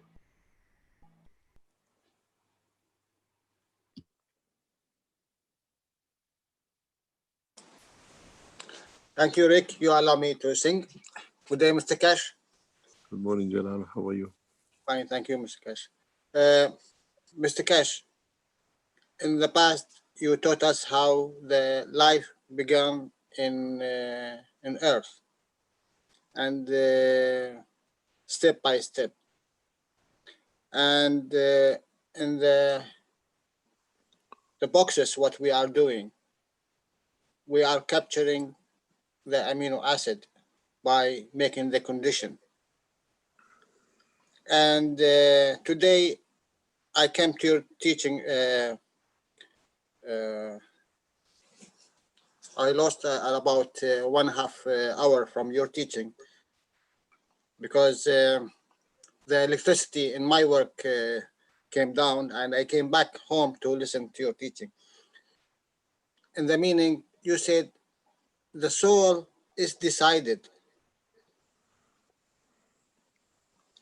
So how can I understand? Are we making the condition to the soul to manifest itself, or the soul make the condition to manifest itself? The soul. But we have not, as I've said before many times, the physicality of the man is a leech attached, and in a way controls the strength of the soul. He has given it a very, very little room inside of the physicality. And this does not give such a good position for many of us to be able to share its beauty. And in so many ways, we have to learn that mankind needs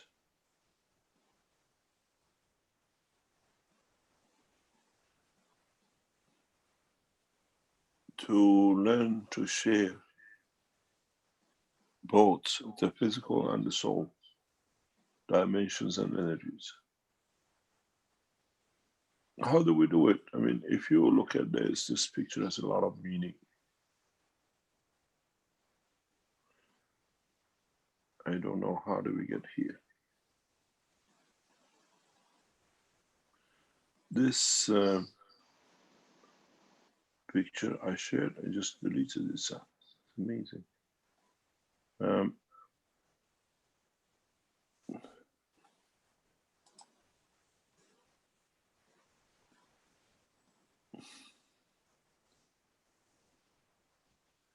What does it mean?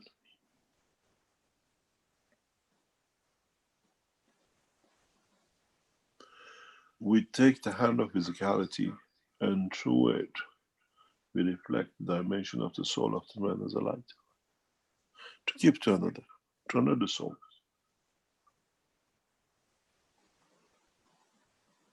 To share the fields, the energies, the understanding of. And in so many ways, we have a picture of Jonathan all the time on the screen. Can you change that? Okay, thanks very much. And in that process, we use the fields which are within our grasp, within our structure, to elevate another soul. Why do we do this? Why do we extend our knowledge to share? To be able to say very human, that we understand more, we can share more. And in the process, what do we expect? What do we need? Maybe in time, mankind become wise to these things. And maybe mankind in time become to understand his own soul, his own beauty. And to what extent we want to share these things.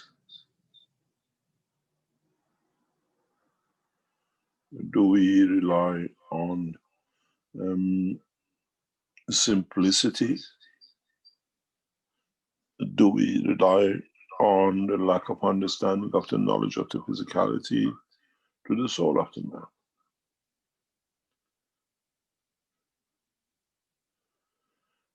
We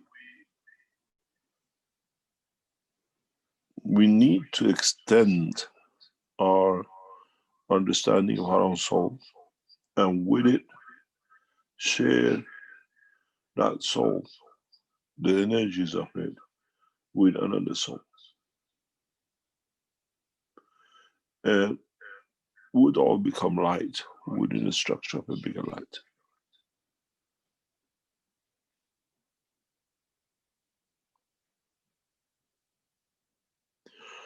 In a way, the bigger light is the creator.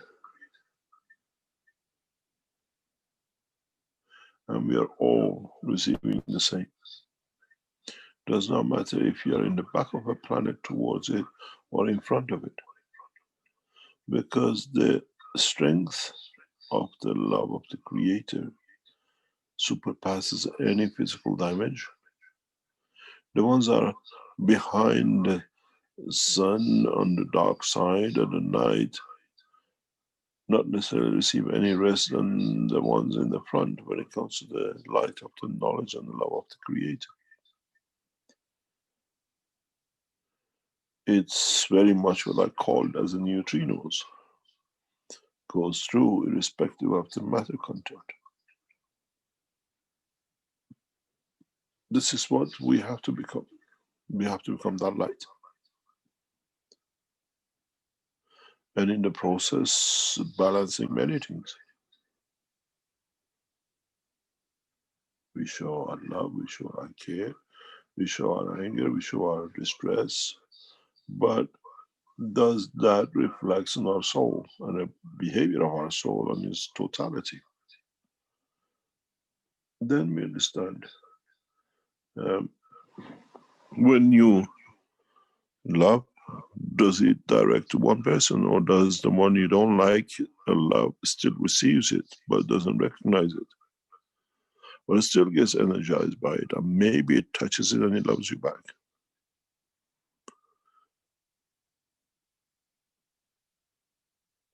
Humanity has to learn this, what we mean, and how far can we capture this soul and engage it. And with a new understanding, we give man the freedom of that knowledge. In a way, we welcome you to the knowledge of the universe.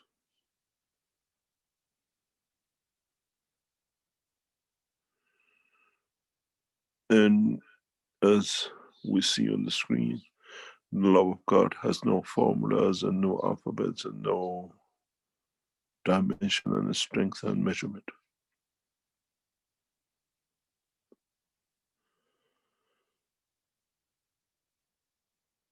In so many ways,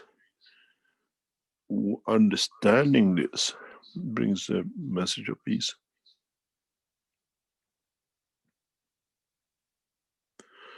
And one of the things that we all need to learn and understand, that the message is simple.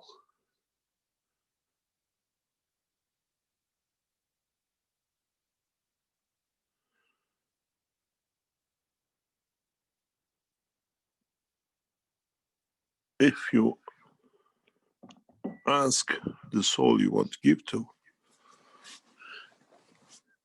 and he accepts it, that's when the soul elevates. When you make it available and it takes it, is when it wants to accept it. And it could be there, doesn't matter how much you give. The dam is closed, you're just snoring behind the dam till the soul is ready to open the dam and receive it. Would he open it in a small measure or break open the dam and receive it all in one go? This is the way the love of the Creator is. All of it sits behind the dam. And mankind or the creature has to be able to open it, and how much he opens it to what to receive from it, be it the love or the knowledge. This is what I always say. If you ask, you don't need to make it up. And if it's given, there is no damage made. So you receive and you give all of it. And it does not matter how you interpret it, how it looks to you. If somebody else receives the what we call the knowledge or the love, whatever, it's you who creates that dam, because it's not for you. And this comes all the way through the knowledge down to the creation. We have engaged the soul and we create with that barrier of the dam, we call it the brain of the man and his emotion, for it to receive. For the first time we open that dam, we open the layers of the brain of the man to become independent of the emotion, but live in an emotion of the soul. And the emotion of physicality is the biggest barrier for mankind to evolve.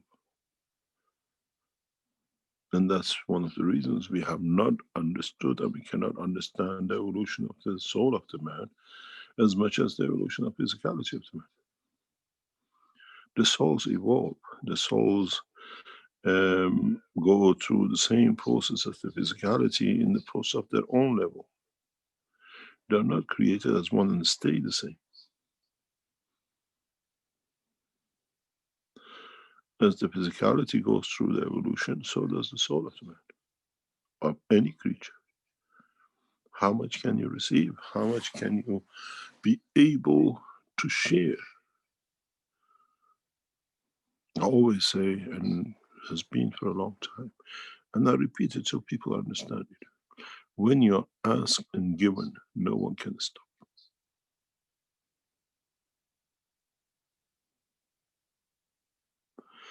And once you're given, the totality is given, not parts to suit. Then it's the beholder who's opening decides how much of it he can take according to his or her understanding and emotion of his soul.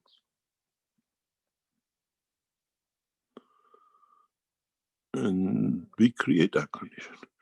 If you look at it in a very clear way, the soul of the man has left himself an exit. And it exits through separation of the field of the physicality.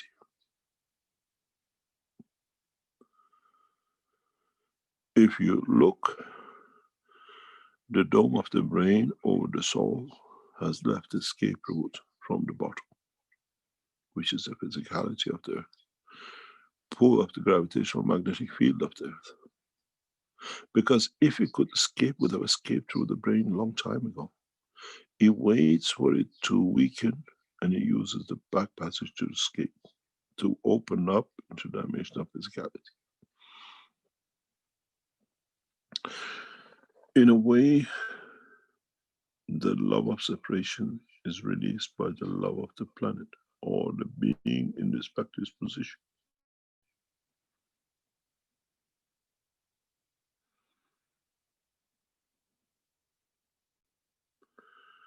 And as we always said, if you look at the lightning, as I was explaining recently, and we all know, the lightning doesn't come from the sky, it comes from the earth. The discharge, the balance of pulling the energy starts to serve first the spark from the earth up into the cloud, not from the cloud down.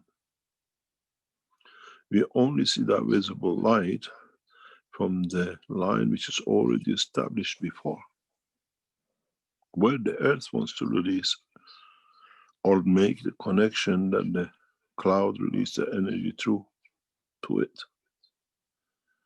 If we understand the process of the work of the planet, we understand the work of the soul and the brain of the man.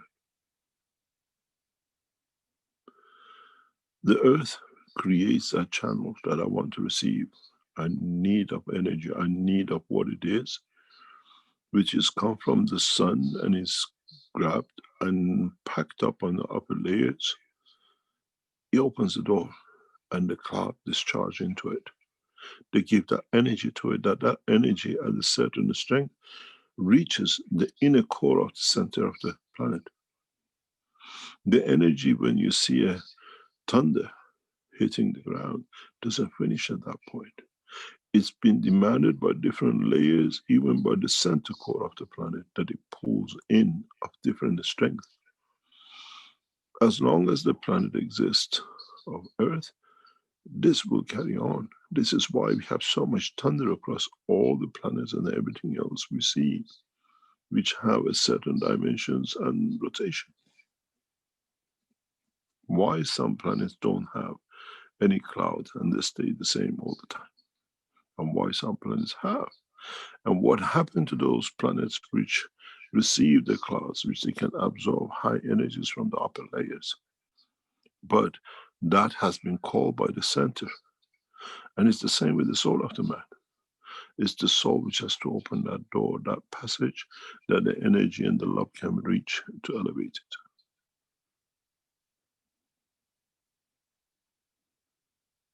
And The only way you can reach is by asking, or to be asked for. And if you are willing to give,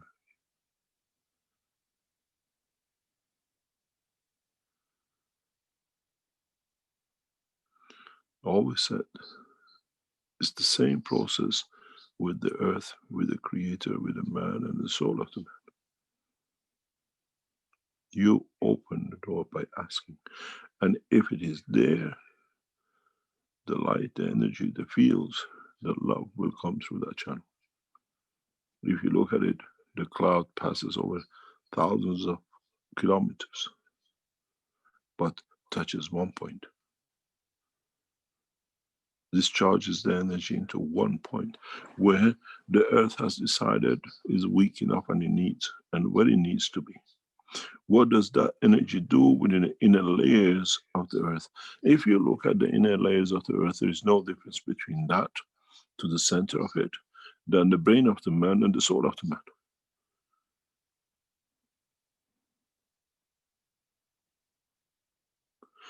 If you look at the shape of the what you call the spaceships, we deliberately build it that way.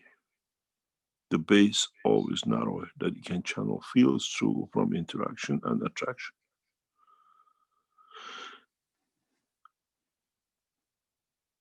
If you look at the shape of a spaceship and the brain of the man, you see similarities, it's exactly the same.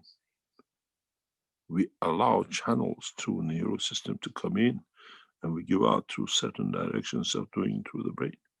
But from the brain, we release different fields of energy because there is no matter state as such which is so composite as a bone and a flesh.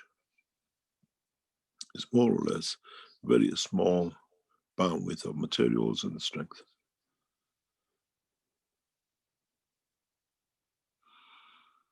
When the soul needs, ask, it receives. And when you want to give, you ask, and if it's the soul is ready, it gives. Why do we, some of us, come to a point and suddenly we get what we were not expecting? Because the soul has already opened the channel and the thunder has hit. Be it the love, be it the child, whatever. If we don't open that channel, there's no way it can be reached, especially when it comes to elevation of the soul of the man. And if you ask through the soul, you receive through the soul by elevation. No souls can steal, they can only add. And when you're hungry to receive, you open that door. And when you're asked and you are given, that's how it stays. Does not need to be in the word. It's in the language and the fields of the soul or any entity. If you ask by the soul and you're given by the word, asking if you can, it all becomes more powerful because both are ready to receive, to elevate, to create a new condition. And the condition is elevation of the soul. And it all depends on the one who gives, to what is strength. What is his capabilities, or is it near the same as you?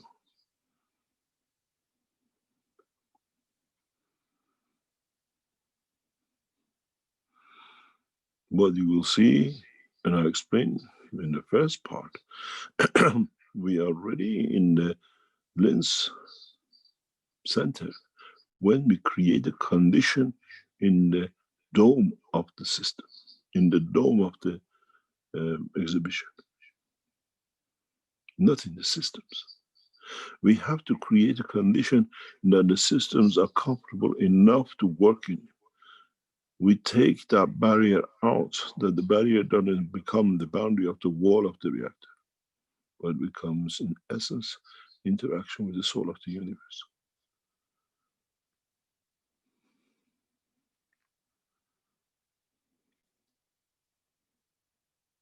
Earth does not work with the motor and sits on the stand.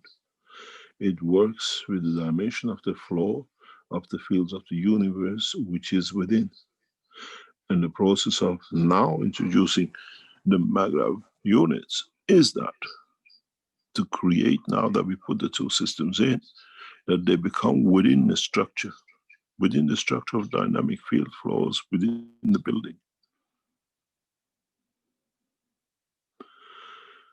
In a way, in the earth condition, we see the lightning. When the matter state releases conditions of the plasma.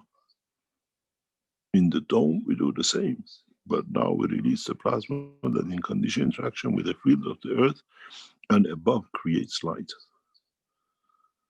This is the same as the soul of the man. We use the brain to create that separation.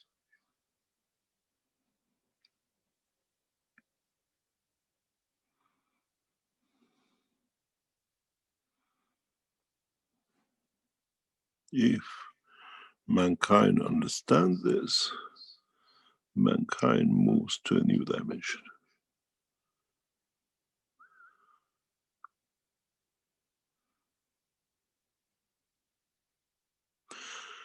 In so many ways, the process of the separation in the generation to come will be taken away. It's the choice of the soul and the acceptance of the physicality. When you interact, when you engage, when you what we call unify in the dimension of the universal community, there are no churches, there are no mosques, there is no registration office. It's an understanding of totality. Understanding the operation and sharing of the soul, both in the dimension of physical and the soul of the man, or any creature. I marry you with my soul and my physicality. That's the oath of unification in the universe.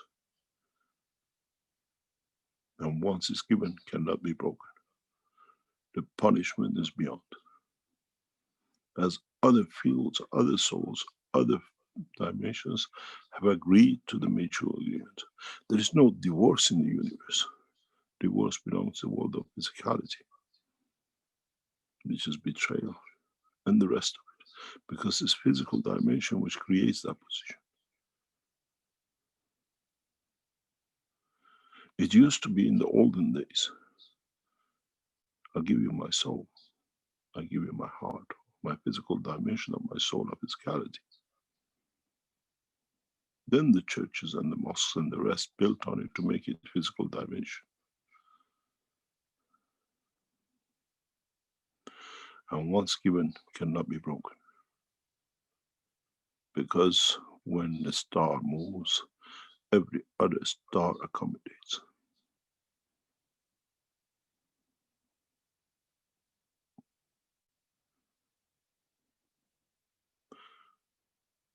I marry you with my soul and my heart. That's the oath of the marriage in the universal condition.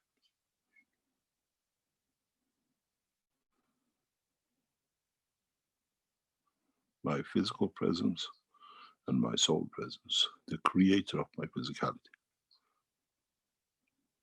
In the coming time we teach and how is to be done the correct way.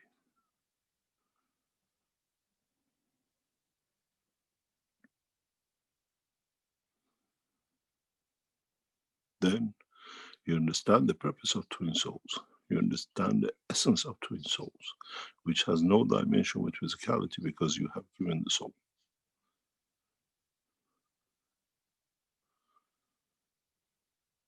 It takes its own dimension of manifestation.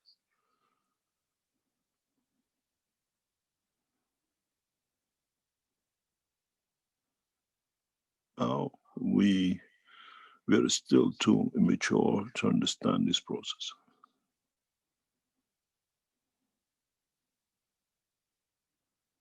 Do not try it if you do not know the process, that it can separate the soul from physicality.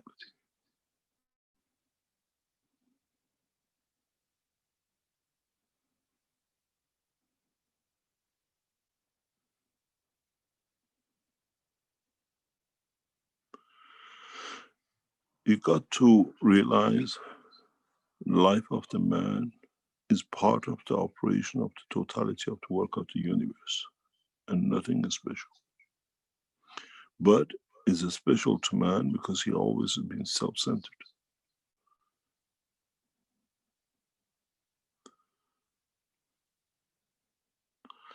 And when you ask, you have to be given. Otherwise, there is none.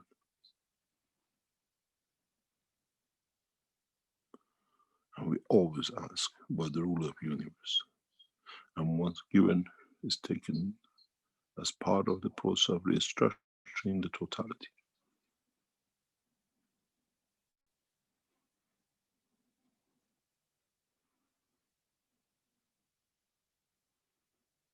Man soon will learn these things because you have no choice. When you become the passengers of universe, in depth of universe, you fall in love with another creature. The only thing you have to share is the soul, and if there's a dimension of physicality with it. But it both exists at the same time. But there are no churches and no mosques and no registration of its registry for you, except is ingrained in a dimension and position of the soul which have accepted and given. This is marriage to the dimension of the Creator, not by man.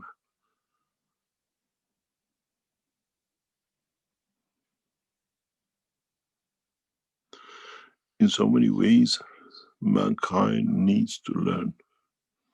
Mankind needs to become wise of his own existence in the dimension of the creation of his own physicality and connection with the soul of the creation. And then through it with the soul of the Creator. You only operate within the field, and exclusivity comes from arrogance of not knowing. Then man becomes the center focal point of everything.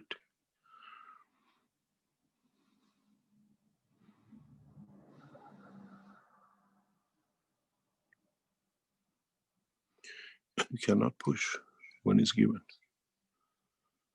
because it's like the dams closed, cannot receive.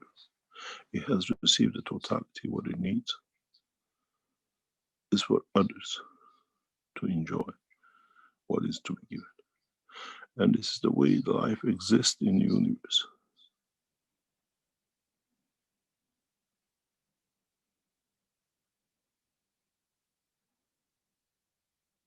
Break the law of the universe. You shall be broken. This is the way it shall be. This is how mankind become twins.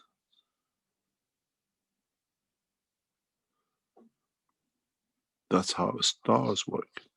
The two heartbeats work together. It doesn't matter how many billions of kilometers you're away from each other. Because one heartbeat in one star tricks the other one on the other, and vice versa. That's how they harmonize, that's how they tune. Distance is irrelevant. A heartbeat away, or billions of kilometers beyond man's imagination between the two twin stars. Look into the sky and understand when you see a twin set. And the distance from them, it shows the strength of their love. Unity, being together. You do not need to be to feel.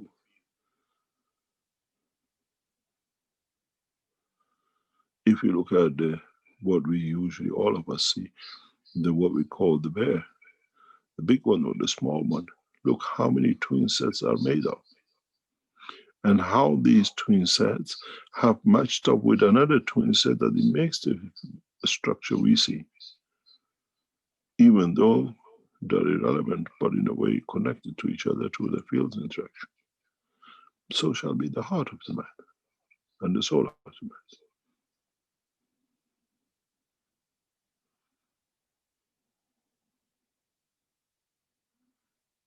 Knowledge of sharing an existence is the beauty of the Creator.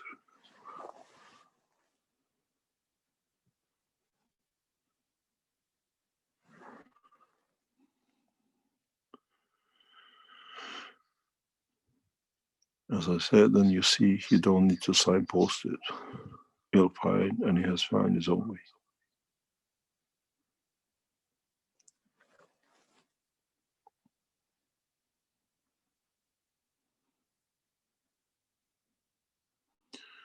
We have no choice but to learn the knowledge of the creation from man of the wisdom and those who understand the creation.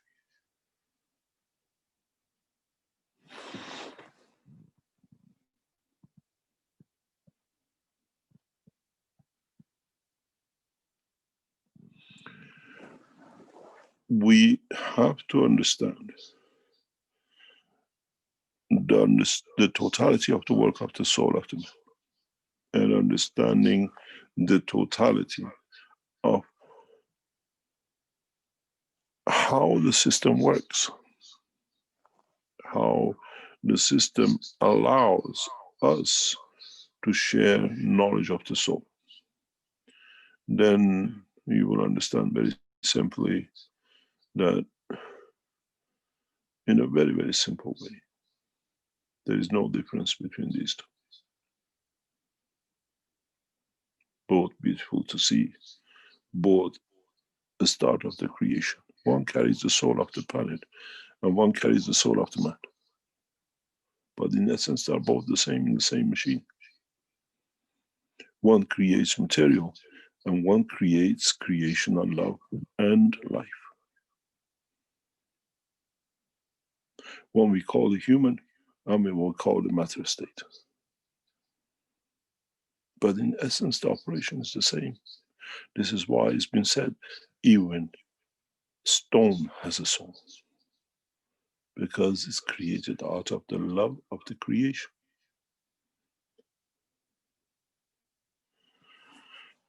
In knowledge, we have to be rich. In wisdom, we have to be humble. And in that process, we learn.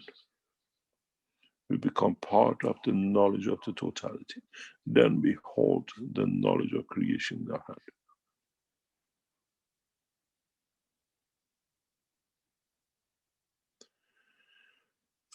One way or another, mankind will mature. One way or another, mankind will come to see the light. But we try to speed it up as the time has come to be part of that structure, to be part of the creation, to be, in essence, the totality.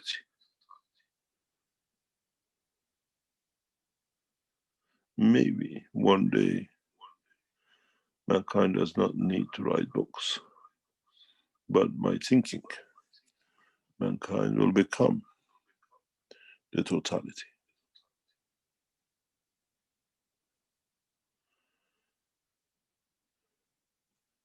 Books are for physical man, and knowledge has to be the dimension of the soul of it, where it comes from the creator, and we share it through and by understanding of totality of the creation. Getting a way to understand our knowledge is the knowledge of creator and no more, and does not come through the arrogance of the man. Then we develop new technologies, we understand new ways, and in so many ways, maybe in the future we bear one flag, and that flag will be as the flag of peace.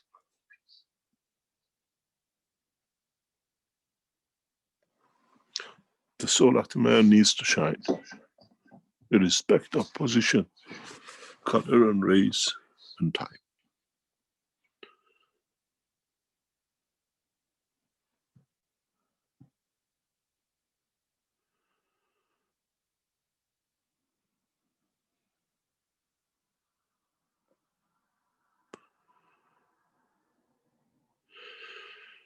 The knowledge, as we share in KFSSI, is free. It's for the man to be wise, to elevate itself by understanding.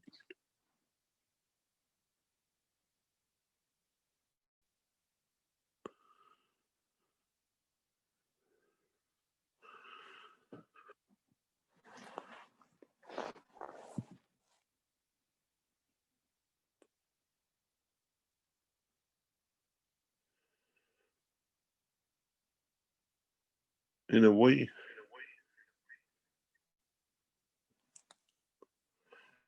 our nations are like our children. And we hold it, we love it, and we adore it.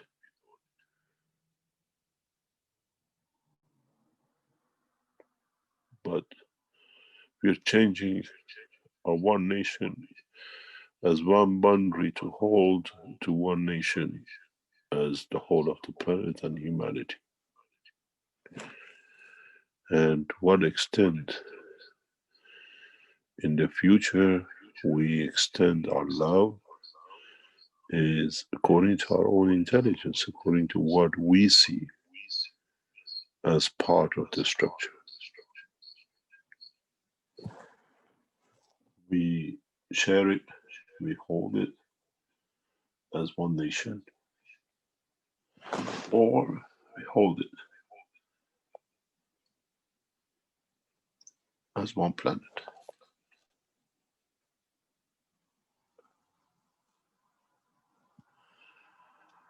In so many ways,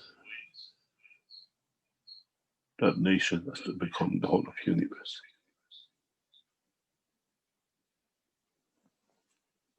And then, when we give love, the whole of the universe receives. And when we receive love, we receive from the whole of the universe.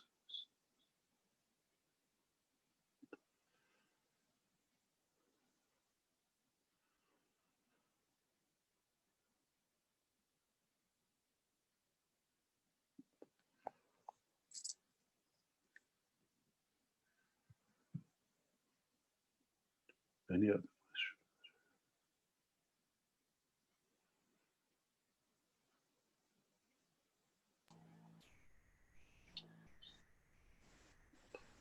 Well, we have a number of questions in the Q&A, and we have a hand up with Miranez as well. Go ahead, Miranez.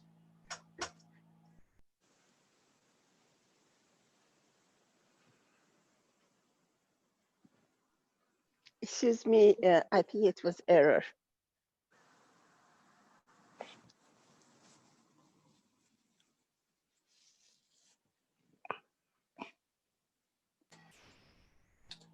Okay, we've got, let me see here, from Jonathan in the Q&A, who asks, will the change in the brain of the man occur in those who are already living, or only in those who are born in the future?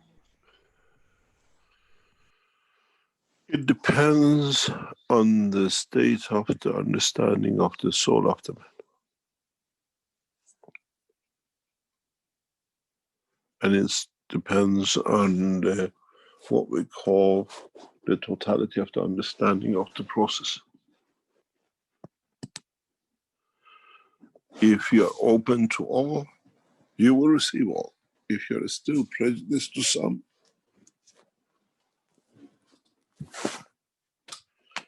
you will receive that some.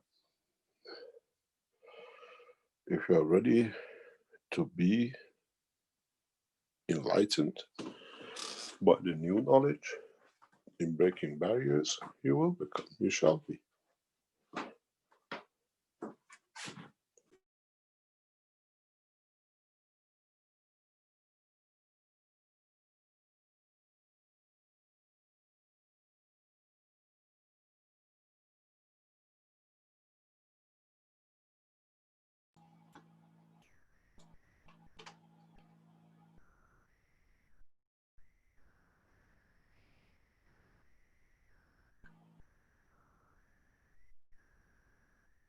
Okay, Antonio says, thank you, Mr. Kesh. Let there be light. The light of the soul reveals all.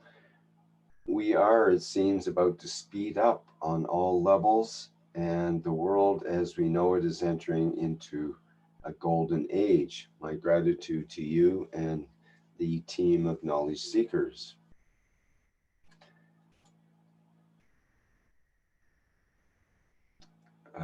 Antonio goes on to say, Mr. Kesh, our bodies are weakened by pollution. Does the GANs entering into our waterways bring changes to our consciousness and thus strengthening our physical bodies.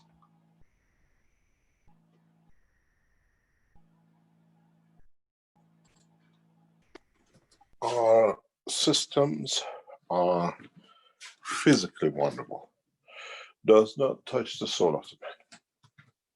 That's one thing for sure. The environmental process touches the soul of the physicality, not the soul of the man. And in that process, it affects what the soul can receive.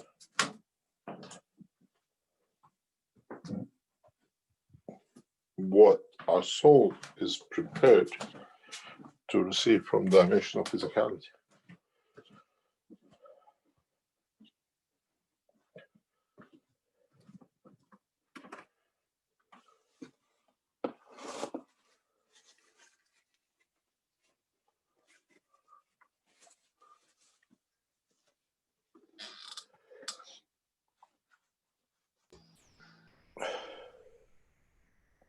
By polluting our soul, our physicality, do we pollute our soul? Not really, because the dimension of the work of the soul is above the man's physical dimension.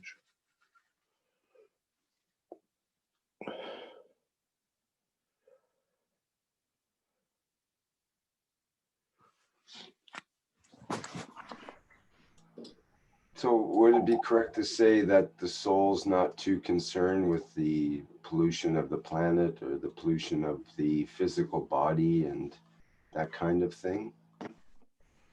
What do you think? Now you've been educated enough. Well, it seems like when one is in that state, that higher state, then the things of the lower dimension look pretty small. There's stories of people that have died and come back to life, and they tell about being out of their body and just seeing their body impassionately and just sort of with a neutral emotion, not really attached to it the way we normally are as in our human consciousness.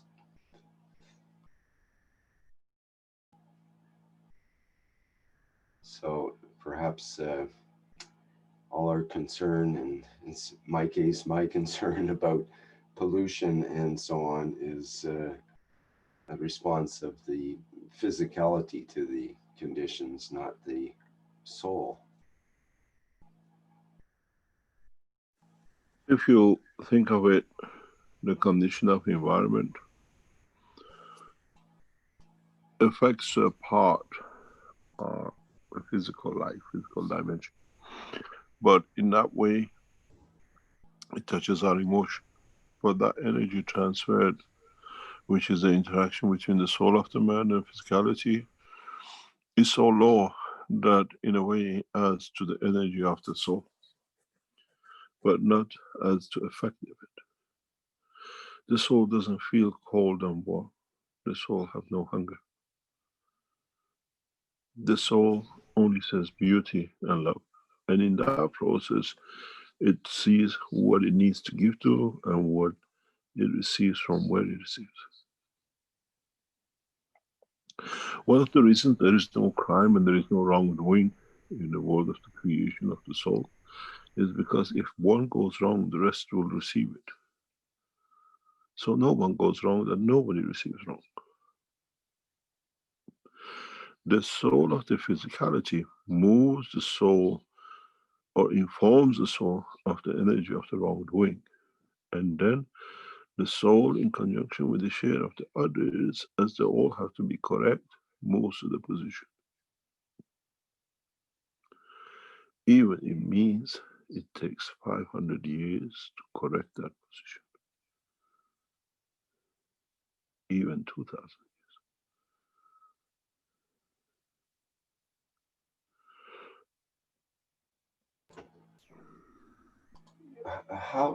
How does the idea, we've heard the idea that breath and how it's, there's one phrase that breath is essence, and which may mean the soul of the physicality. But if breath is so important and is that connection perhaps to the soul in a way,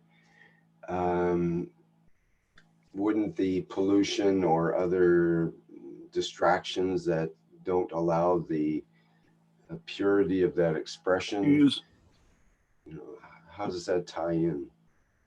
you see, the soul does not see if you breathe gas or you breathe air, you breathe pollution. The soul only receives energy. The gas or pollution or whatever is to the eye of the physical beholder.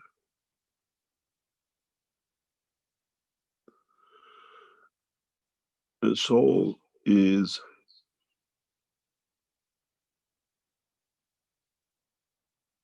in a way, I believe in too, the dimension of what happens in the physical structure, in the dimension of breathing or whatever. It just looks what energy comes in as energy. It doesn't look at if you took water as energy, you took food as energy, you breathe the air. Only sees magnetic field flows of different strength if it needs, and it's the level we can receive.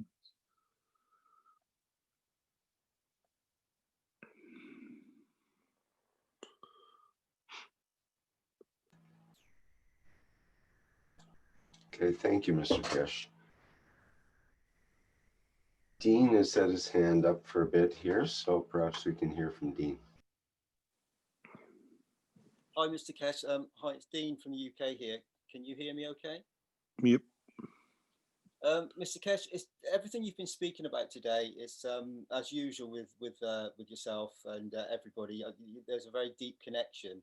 And everything you've spoken about with the cloud formations and everything, it resonates because I had some pictures that I showed with Rick yesterday in the reactor group that sort of resonated with all those the cloud formations that and interactions that I've had with my environment through my soul, and I believe through the GANs enhancing my soul, and it's given me many beautiful connections with my soul. I believe in a matter state, in a physical form, because I'm in a physical form right now, but it's been very beautiful. My question would be, with the universal community, if a thought and an intention is made, and a creation is made at the point of need, would another soul be able to interact with that thought and create on top of that thought to enhance it, to make it more beautiful? Why not?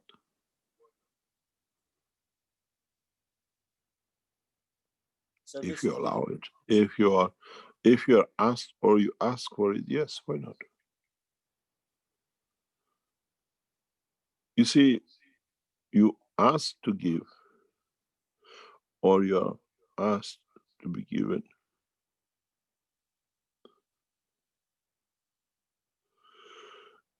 If you don't accept, you cannot receive and you cannot give. It's very simple. Why would you not accept, Mr. Kesh? Is that on a soul level or a physicality level, or both? How come when you don't like your food, you close your mouth? Or if you're full with the Chinese food, you can't take a bite of kebab because you're full. That's the same. But that's an instinct. That's a feeling you have that So sometimes you don't even realize. It's just an instinct. You know, it's a. Yeah, I made man in the image of myself. I made man in the image of myself. So applies for both dimensions. Seems the DNA has to have something to do. Has to be some preferences built into it. All it depends RNA. on how we look at it and how we want to interpret it.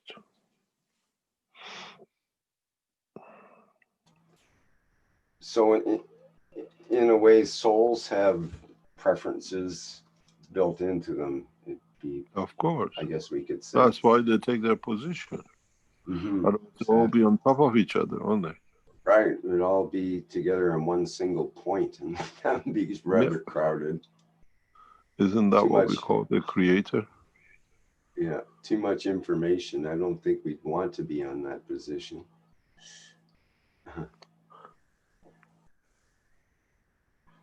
So that's very interesting.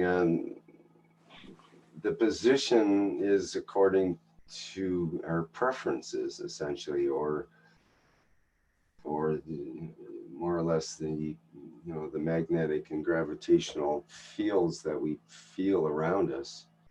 Yep.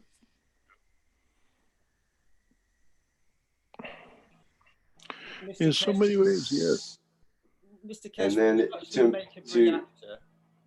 when you make a reactor that with the technology that you've given, and you connect your soul with that reactor, like you have with the units, throughout the universe, is that's felt, and they're aware of this reactor and your connection to the source and to all? What do you mean? So when you make one of your with the technology that you've given freely to humanity, when you connect yourself on a soul level and with your physicality by producing the GANs, and if you, let's say you produce GANs of urine and other things that are deeply connected to your physicality, that then once you've with the thoughts and intentions you've given to your reactor, that then resonates throughout the Unicos and connects you with all your family and also the people that are aware of it on this planet. Are you asking Mr. Kesh, or are you asking for yourself? You keep saying you, referring to Mr. Kesh. Perhaps I am, Rick. Perhaps I'm asking myself. Because I don't know if Mr. Kesh has been experimenting with urine lately, but I know that you brought it up in the plasma group yesterday. I did indeed. So I suspect you mean you, not him. Yes, of course, Rick. Yes. Okay. Yeah, in a way of development, understanding the soul, it's very much as we go back to the beginning of all the teachings. Even when you make a GANS box, you pray for it. You give from your soul that you create that connection and you can elevate it. And in so many ways, it's part of you because it's created out of the emotion of it, of the physical emotion, how you twisted the wire. Did it pinch you? Did you feel the ganses? Did you feel the energy transfer of it? All counts.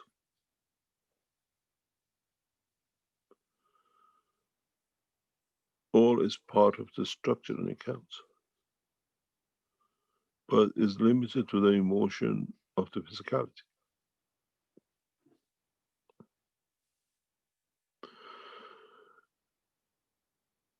Do you want to receive it in the dimension of the soul? Soul does not have a physical dimension to feel the touch, the physical dimension. That's why it's built the brain, that in there some information can be translated.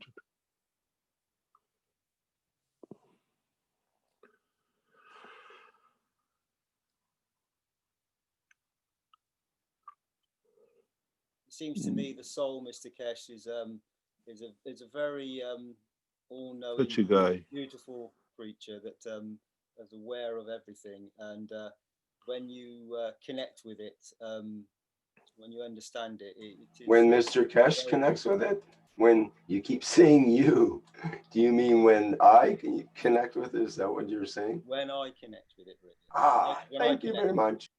Oh, you as a human being is English language, huh? It's plurality or singularity. I'm looking for a picture. If I find it, I will be able to explain it explicitly. Just give me a few seconds. In the process of creation, mankind has forgotten one thing.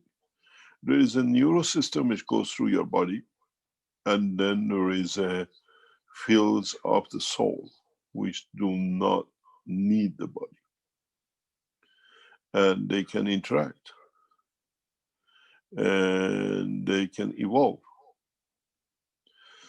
And if we see the fields of our soul in a specific way, in a specific structure, then we understand more about the reality of the creation, in the extent that we share knowledge in a different way, and we will share the totality of the knowledge in a different way. And you will see how the soul of the man shares knowledge, love, kindness. And this is what we do not see in the present mode of science. And if we come to hold it, come to understand it, come to appreciate the knowledge we receive from dimension of physicality, how we receive knowledge from dimension of the soul of the man. It is huge. In the body of the man, we have nerves. In the dimension of the soul, we have field lines. And how these field lines interact, how they manifest their presence of the others. What does it mean? And how much do we understand this of non-physical dimension field lines? This is part of the teaching which in the coming weeks I'll start explaining in more depth. That you will become aware of another dimension of communication. And the beauty of it is some knowledge seekers said to do this, and they can show it in a physical dimension.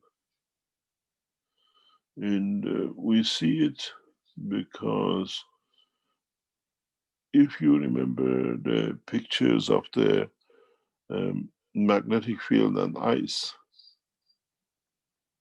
those are what we call physical dimension fields. And if you see them, got to go and bring it to share it with you. It's very much, we have to see it and then we understand it. That in a physical body of the man, we have neurosystem and we connect to it. In the dimension of the soul, we don't have such a thing. It's the fields, and these fields are connected to somewhere. Where do they connect? To whose magnetic gravitational fields connect? These are what we have to comprehend. I try to make a picture that we can clearly see. If we look at this picture, that's the brain of the man, let's say. There is no neural system, but there are millions of fields. If you go into this brain, where are these lines connected to? To whom? To where? To what molecule? To which soul? And then you understand how the structure works, how your soul neurosystem communicates. And in reality, if you look at it and try to understand it and try to be aware of it,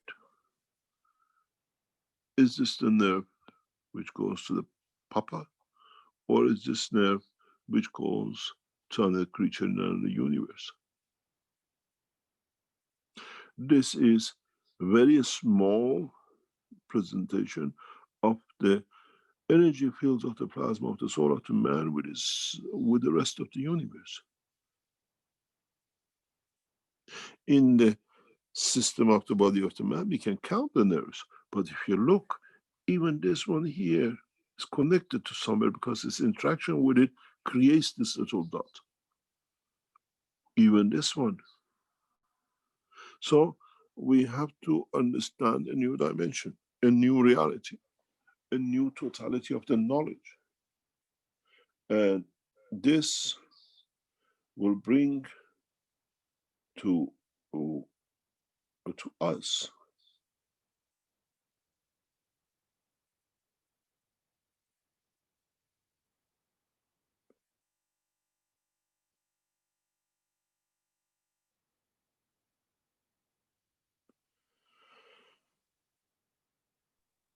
Mr. Kesh, so then with a thought and an intention, can you clear some of the rays, some of those connections, if they're not of service to you? Can you repeat that? I should say. Can you repeat that? If those certain connections you have with the brain, you say all those field transfers, energy transfers, can you, with a thought and an intention, clear a ray or a something that's gone within your structure that you need to clear? Can you do that yourself with a thought and an intention? In a way, you close it, you just don't want to receive it. Okay.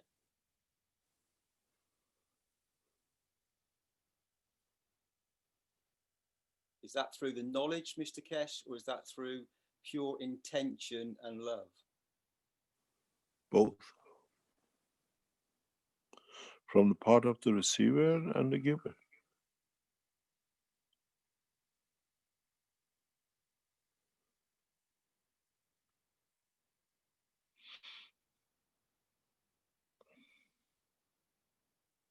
I think many entities will interact in a beautiful way in the moments to come because of the knowledge that you've given. Thank you for that answer, Mr. Kesh. Thank you. Thank you very much.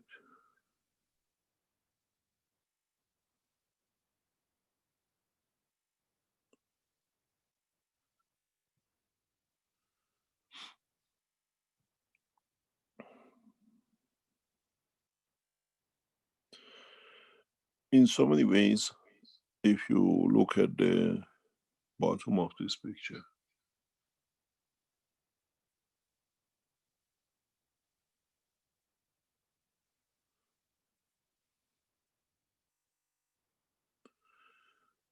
what is interesting, and a lot of people don't consider and just look at the lights and rays.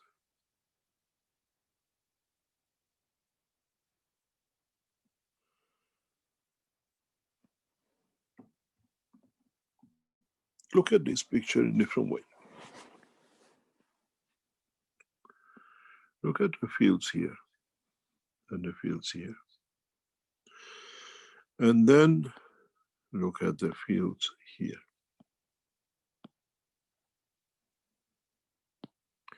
I don't know why it deletes one when I put the other on it.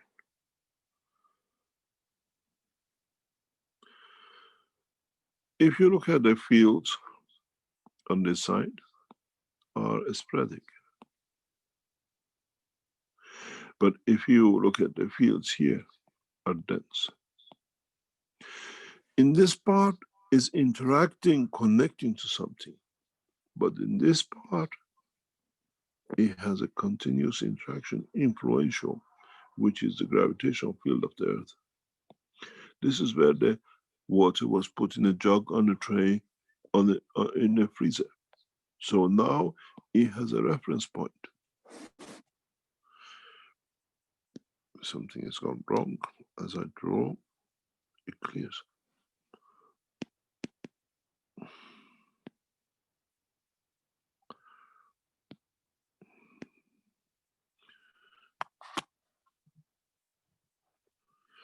in a way, here, Earth is giving and taking. Here is the fell, what comes from the others, which we don't know where they end. So, in this position, the interaction is complete. Is unison, both give and take, because they have to find accommodation to be in the position. Mr. Keshe, I don't think we're seeing the annotation. So I go out and come back in. Let me redo the picture.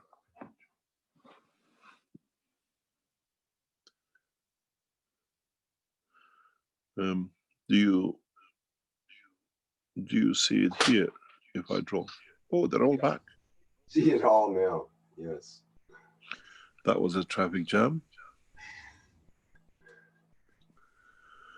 Okay, let's see what we can do. We call in annotation. Let's see if it's still the same mayhem. And we go back on it.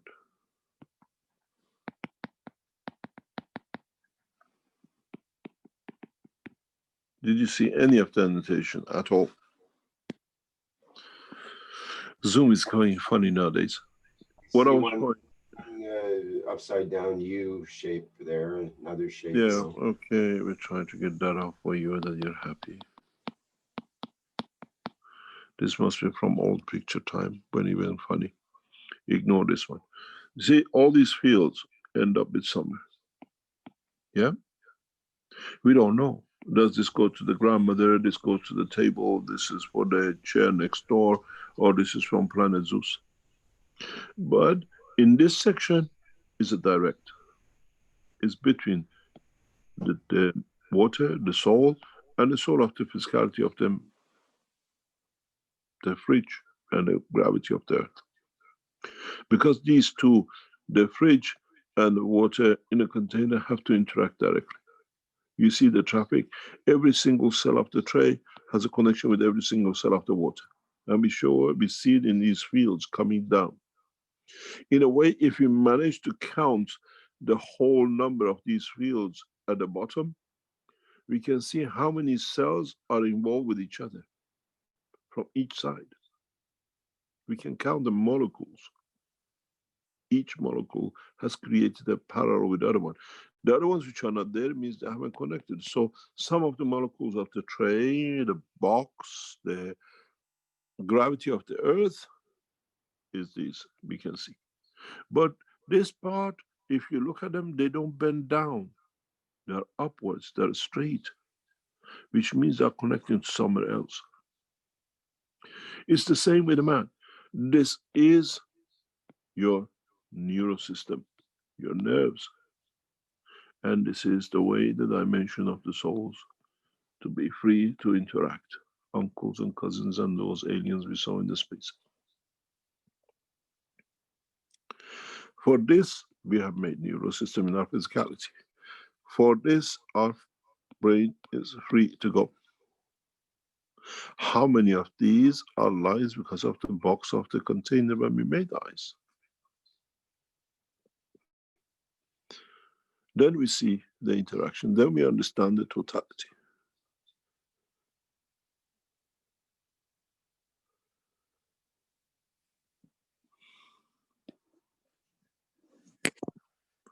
It's very simple. Or I think it's simple. Then which one is the emotion? The one at the bottom is the emotion of your child, your wife, and you feel it and you have every interaction. Or is the part on the top is with all the others that you are interact with or you have an interaction with?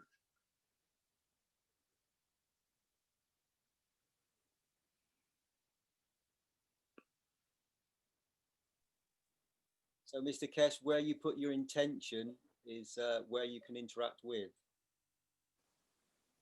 Yes, Where most I probably. put my intention, sorry. Yep.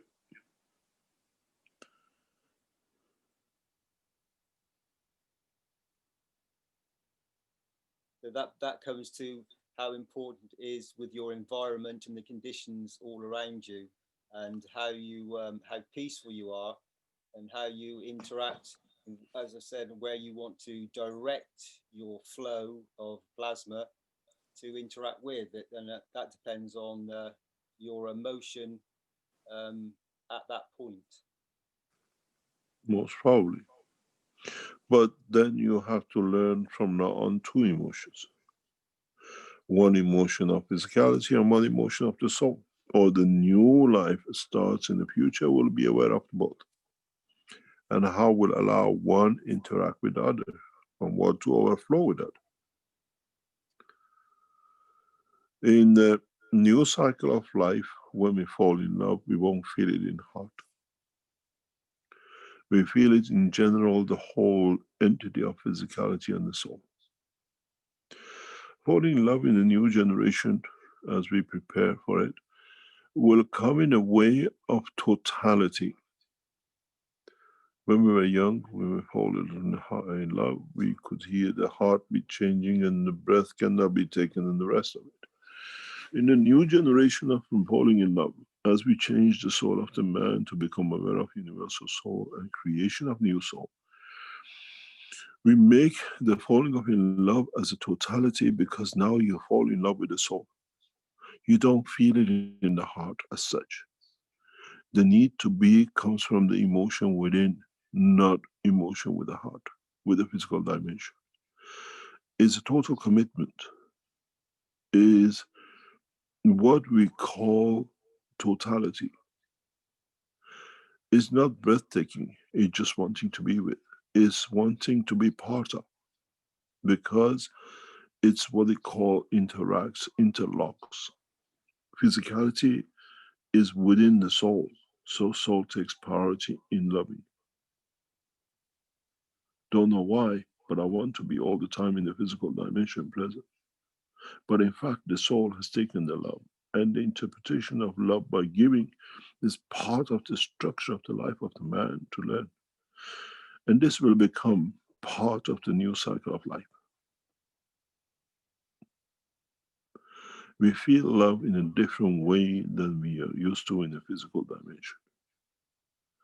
Because this is one of the reasons of the new cycle of life, because this was not open to the soul. Now souls can fall in love in a different way than being twins and connected, in a different dimension. In a coming time, even the structure of the skies will change, as the new way will be taught even to the planets and the stars and universes. The structure of the horizon and the skies will change in a very drastic way. The skies will shine in a different way, and the stars the same.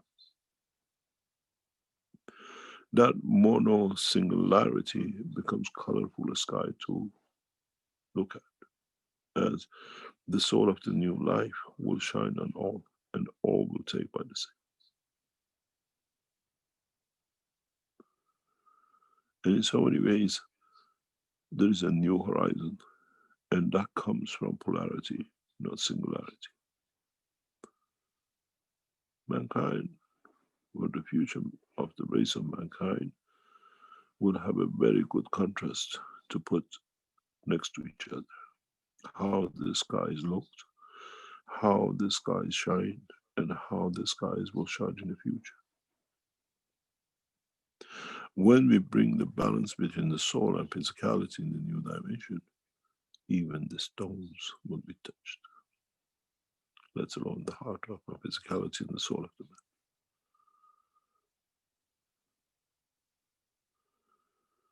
It's the soul of the stone, with the interaction with the soul of this physical dimension, will change. Now, you will have a feeling. You will understand the touch, the hold. Hold two ganses of a different strength in each hand, and then you understand what I mean. When I hold ganses, I taste it. I know roughly what it is. what energy is trying to give me and what it's trying to take. I taste in a physical dimension when I hold the GANs. I used to have the same feeling when I used to hold nuclear materials. So it's the fields, because the soul has no dimension of physicality, and then it transfers its knowledge to the dimension of physicality.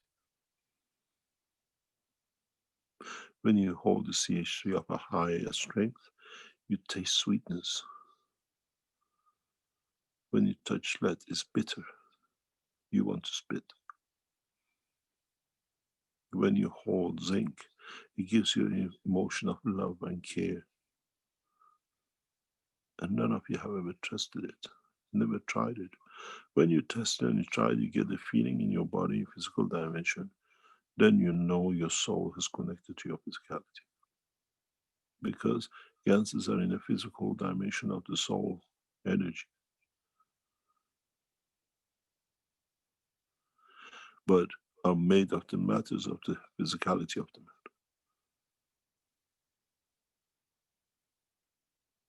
This is why when you have corona, we give you ganses in different shape or structure for this reason, without you understanding it.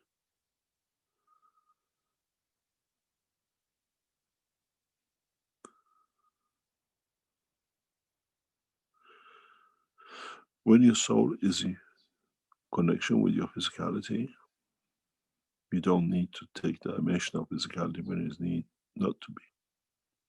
When you hold the body in your hand, you feel its feeling through the soul.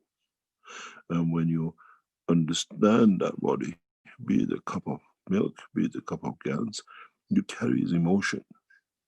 Man holds with a finger and lets go. What about feeling its energy? Feeling what it tries to give you and what is in the dimension of its physicality.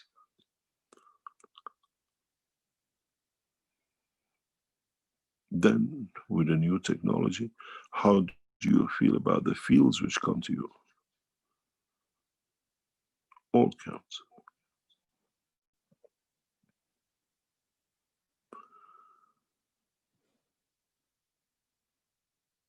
When you hold the material in your hand, you should be able to feel its emotion. When you touch a tree, you should understand its emotion, its pain or its joy. If it's in pain, you give to it. How do we give a love to a tree? How do we give our love when we love someone? You kiss it. In that transaction, you transfer the whole energy of the soul to it, and you give it peace.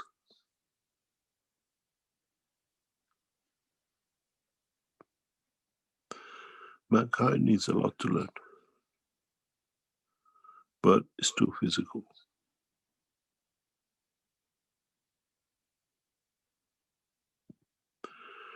Don't we tell our children, let me kiss it better for you where it hurts? So, to remedy the pain, we give energy to it, that point, and we elevate the soul that the physical pain does not exist. So is when you kiss the tree.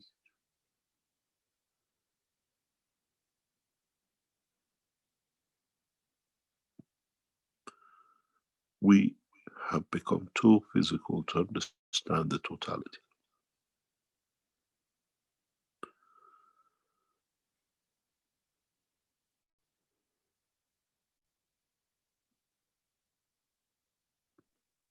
Mr. Kesh, the souls returning, you said there will be many in the skies. Will they stay in the plasma state? They will not take physicality? That's their decision.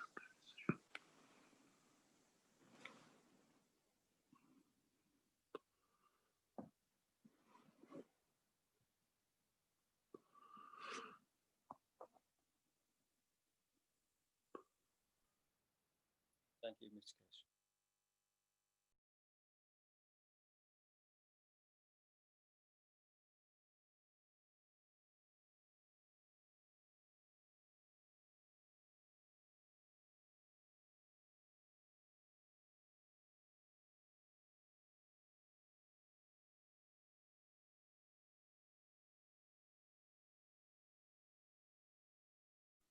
Any other question? We're reaching what we call 1 o'clock. Yeah, well, we've gone over. We are within the 4 hours. range of our time. Thank you very much for today. And I hope we start a new way of teaching, a new way of understanding the operation of the universal system, a new way of understanding universal culture. And in the process of teachings in the coming time, we'll carry with the same process for mankind to become free of the shackles of physicality. Even the new life to come will bear both. We've had too much experience of physicality. Now it's time to start experiencing the soul of the man, the soul of the existence, the essence of the creation. And in that dimension, we link to the rest of the universe. In a physical dimension, we've been isolated for too long. In the dimension of understanding the soul of the man, man will enter the universal community, the dimension of the soul of the universal community, not in the dimension of physicality. The knowledge transfer will be so rapid that it will enlighten the whole planet. But slowly, slowly, we start enlightening the soul of a dome within the center of a place where was the center of death, now becomes the center of life. In so many ways, a new life from the same place, in what we call the phoenix, has risen from the city of Linz, from ashes of the Second World War.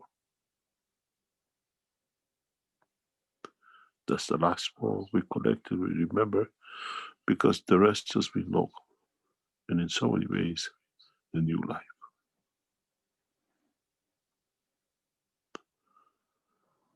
Thank you very much. And I hope we learn more in a faster way in the coming time as we teach through the soul and not through the voice of the man.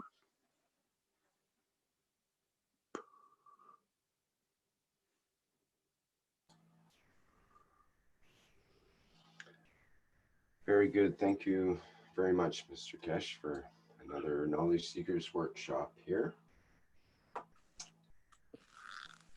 Okay, we'll play a few videos for our products in the store to end. And I'll just say this has been the 345th Knowledge Seekers workshop for Thursday, September 10th, 2020. And we look forward to the testimonials workshop coming up on Monday, September 14th, I believe it is, and the Monday coming up. And bring your testimonials and stories of the plasma technology, and we'll appreciate hearing from you there. Okay, let me play the videos. Thank you very much for attending today's workshop. Thank you, Mr. Kesh. And congratulations on what I think is the most beautiful design of the year for industrial designs in the universal body enhancement units. They're just beautiful, and I think they should get an award. Okay, thanks everyone. See you next time around.